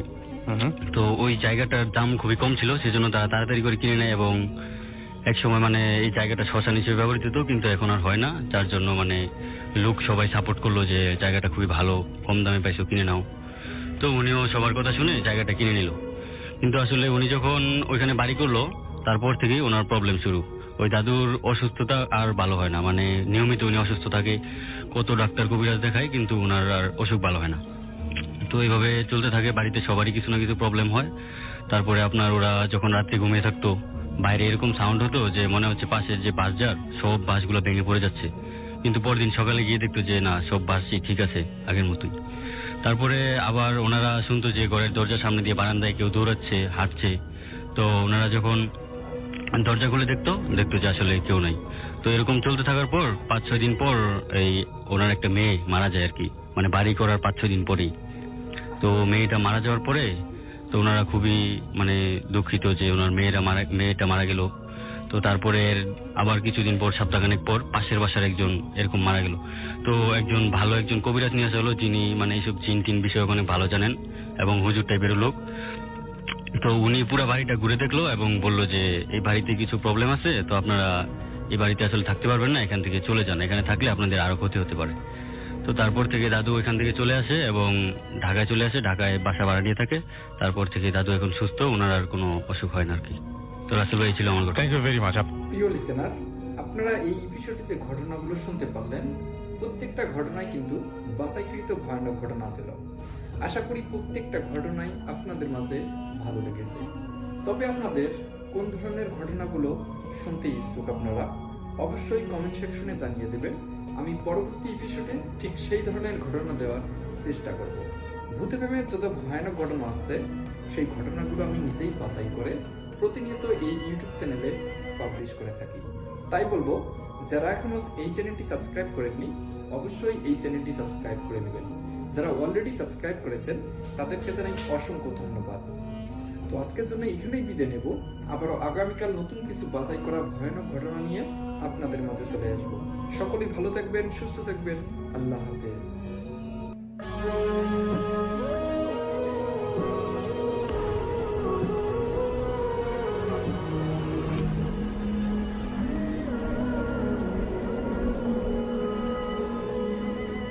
আসসালামু আলাইকুম প্রিয় লিসেনার্স, আশা করছি আপনারা সবাই ভালো আছেন এবং ভালো তলে আছেন। বর্তমান সময় চলতেছে শীতের আভাস, ঘন ঘন হালকা কুয়াশার মধ্যে আবহাওয়া ঠান্ডার দিকে চলে যাচ্ছে। তো আজকে সেরকম একটি গল্প নিয়ে আপনাদের সঙ্গে কথা বলবো। তাই যারা যারা ভিডিওটি প্লে করেছেন আশা করব ভিডিওটি শেষ পর্যন্ত সাথেই থাকবেন। চাঁপাইনবাবগঞ্জের ছোট্ট একটি গ্রাম, চারপাশে ক্ষেত, নদী আর কুয়াশায় ঢাকা পথ। শীতের এক সকাল, সূর্য উঠেছে ঠিকই, কিন্তু কুয়াশায় ঘন চাদরে কিছুই দেখা যাচ্ছিল না। রুবেল নামে এক তরুণ প্রতিদিনের মতো সকালে তার গরু নিয়ে মাঠে যাচ্ছিল। পথটা খুব চেনা, কিন্তু সেদিন কেমন যেন অন্যরকম একটা ঠান্ডার অনুভূতি, অন্যরকম একটা আভাস বইছে তার মনে। বাতাসে একটা অদ্ভুত গন্ধ, যেন পচা ফুলের মতো আশপাশ থেকেই আসছে। কিন্তু এই রাস্তা তো তার চেনা, কখনোই এরকমটা হওয়ার কথা না। মাঠের ধারে একটি পুরনো বট গাছ আছে। গ্রামের লোকজন বলে ওখানে রাতে কেউ যায় না। আবার বছর খানিক আগে এক নতুন বউ গলায় দড়ি দিয়ে ওখানেই আত্মহত্যা করেছিল।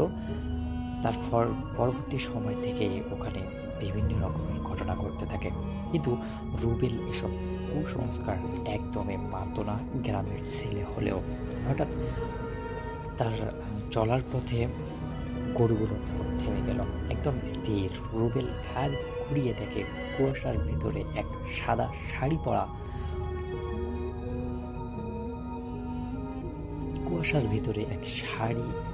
সাদা শাড়ি পরা মহিলা দাঁড়িয়ে আছে। মুখ দেখা যায় না, শুধু চুলগুলো পুরো ভিজে গেছে আর ঠান্ডা বাতাসে দুলছে। রুবেল খানিকটা ভয় পেয়েও সাহসিকতার সহিত বলল, ওখানে কে কে আছেন? ওখানে কেউ আছেন কি? ওখানে কোনো উত্তর মিলল না। মহিলা ধীরে ধীরে এগিয়ে আসতে লাগলো। রুবেল হঠাৎ বুঝতে পারলো তার পায়ের নিচে কিছু একটা লড়ছে। কাদা নয়, কিন্তু বরফের মতো ঠান্ডা, তার শরীরটাকে জমে ফেলতেছে এরকম একটা অবস্থা। সে আসলে বুঝতে পারতেছিল না যে কি করবে। তারপর তার গরুর যে দড়িগুলো ছিল সেই সবগুলো দড়ি ছেড়ে দিয়ে নিজে একটু মানে দৌড়ানোর চেষ্টা করতে পারলো, কিন্তু কোনোভাবেই সে দৌড়াতে পারলো না। তার মনে হলো শরীরটা তার একদম জমে গেছে। তারপর মহিলা একদম তার কাছে এসে ফিস করে বলল, আজও আমি ঠান্ডায় মরছি, তুমি গরম কাপড় আনোনি কেন? এবার তো রুবেল খানিকটা অবাক হয়ে গেল এবং আসলে তার সব কিছুই চলতেছে কিন্তু বুঝতেছে না কি হচ্ছে তার সঙ্গে। পরদিন সকালে লোকজন মাঠে গিয়ে দেখে রুবেল পড়ে আছে সেই কুয়াশার মাঝে। তারপর যখন তাকে মানে জেগে তোলা হয়, জেগে তোলার পর সে সকালের যে কাহিনীটা, সেই কাহিনীটার কিছু অংশ বলে, আর বাকি অংশ তার কিছুই মনে ছিল না। কিন্তু পরবর্তী সময় যখন তাকে একজন হুজুরের কাছে নিয়ে যাওয়া হয়, তখন হুজুরের কাছে সে সব কিছু রাতের যে ঘটনাটা তার সঙ্গে ঘটেছে সব কিছুই সে বলে এবং বলে যে আসলে ওখানে ভয়ঙ্কর কিছু আছে। তো পরবর্তী সময় গ্রামের কয়েকজন ছেলে মিলে রুবেল সহ পরদিন সকালে ঠিক একই সময় সেই যে বটগাছ আছে সেই বটগাছের কাছে যায়, কিন্তু তারা কোনোভাবেই কোনো কিছুই দেখতে পারে না। এরকম করার পর আসলে তারা মানে বুঝতে পারে যে হয়তো আজকে আসেনি। তারপর তারা একটা ফাঁদ আঁকে যে কোনো না কোনোভাবে সেটাকে যেন তারা ভালোভাবে বুঝতে পারে বা ভালোভাবে সেটা নিতে পারে, বের করতে পারে, সেটার জন্য তারা চেষ্টা করতে থাকে। তো পরের দিন মানে সকালবেলা রুবেল বের হয়ে যায় এবং তার যে নিজস্ব যে স্থানটা আছে সেই স্থানটার মধ্যে বসে গরুকে ঘাস খাওয়াতে থাকে। ঠিক তখনই তার পিছন থেকে কিছু একটা তাকে বলে যে আসলে তোমার এটা করা ঠিক হয়নি, তুমি সবাইকে রেখেছো, এরকম কিছু একটা বলে। তখন সে আসলে বোঝার চেষ্টা করে বা বুঝতে থাকে যে আসলে এখানে সত্যি ভয়ঙ্কর কিছু আছে বা এখানে তার সঙ্গে যেটা হয়েছে সেটা আসলে মোটেও ঠিক হয়নি। এর পরবর্তী সময় রুবেল যখন তার নিজ গ্রামে ফিরে যায়, নিজের জায়গায় যখন সে চলে আসতে চায়, ঠিক তখনই তার কাছে একটা নতুন জিনিসের উদ্ভব হয়, সেটা সে কখনোই দেখেনি। আর সেটা হলো যে আকাশ থেকে কিছু একটা মাটির দিকে পড়ছে, কিন্তু সেটা আসলে কি পড়ছে সেটা সে বুঝতে পারে না। তারপর সে আস্তে আস্তে যখন সামনের দিকে এগিয়ে যায় এবং একটা সময় সে দেখতে পারে যে আসলে তার সামনে বিশাল বড় দানব আকৃতির একটা সাদা শাড়ি পরা মেয়ে মানুষ দাঁড়িয়ে আছে। তখন আসলে মেয়ে মানুষটা সে জিজ্ঞাসা করে যে আসলে কি কাহিনী বা কি হলো, কারণ আসলে সে প্রথমবার যখন দেখেছিল, তারপর যখন সে বেঁচে ছিল, তার ভিতরে একটা আত্মবিশ্বাস চলে আসে যে আসলে যেই ভূতটা বা সেই যে যেটা আছে না কিন্তু সেটা তার কোনো কিছু ক্ষতি করবে না। এবং পরবর্তী সময় আসলে সেটাই হলো যেটা সে কল্পনা করছিল, যে এই যে বটগাছটা ছিল সেই বটগাছে যেই মহিলাটা আত্মহত্যা করেছিল তিনি আর কি বারবার মানুষকে ভয় দেখাচ্ছে বা মানুষের সঙ্গে মেলামেশা বা একটা বন্ধুত্বপূর্ণ সম্পর্ক করার চেষ্টা করছে। কিন্তু রুবেল আসলে তার সব কিছু বুঝে ফেলে এবং সেই বিষয়টাই আবার সেই হুজুরকে গিয়ে বলে। পরবর্তী সময় হুজুর আসলে রুবেলকে একটা তাবিজ পরিয়ে দেয়, যেই তাবিজটা থাকার কারণে রুবেলকে আর কখনোই কোনো দিনও সেই যে আত্মহত্যাকারী মহিলা ছিল সেই মহিলাটা দেখা দেয়নি। তারপর থেকে সেই যে বটগাছটা ছিল সেই বটগাছটার কাছে গিয়ে সে একদিন আর কি ওই বটগাছটা কেটে ফেলে সবাই মিলে এলাকার, আর তারপর থেকে সেই এলাকাটা জিন মুক্ত বা মুক্ত হয়। তো দর্শক, আসলে বর্তমান সময় চলতেছে শীতের সময়। এই শীতের সময় আপনাদের যদি কোনো গল্প থেকে থাকে, যদি কোনো ভালো লাগার গল্প পছন্দ হয়, সেইটা কিন্তু আমাদেরকে জানিয়ে যাবেন আমাদের ভিডিও কমেন্ট বক্সে। তো দর্শক, আমরা শেষ করছি আমাদের আজকের এপিসোড। আবার দেখা হচ্ছে নতুন ভিডিওতে নতুন টপিক নিয়ে। ভালো থাকবেন, সুস্থ থাকবেন, আল্লাহ হাফেজ।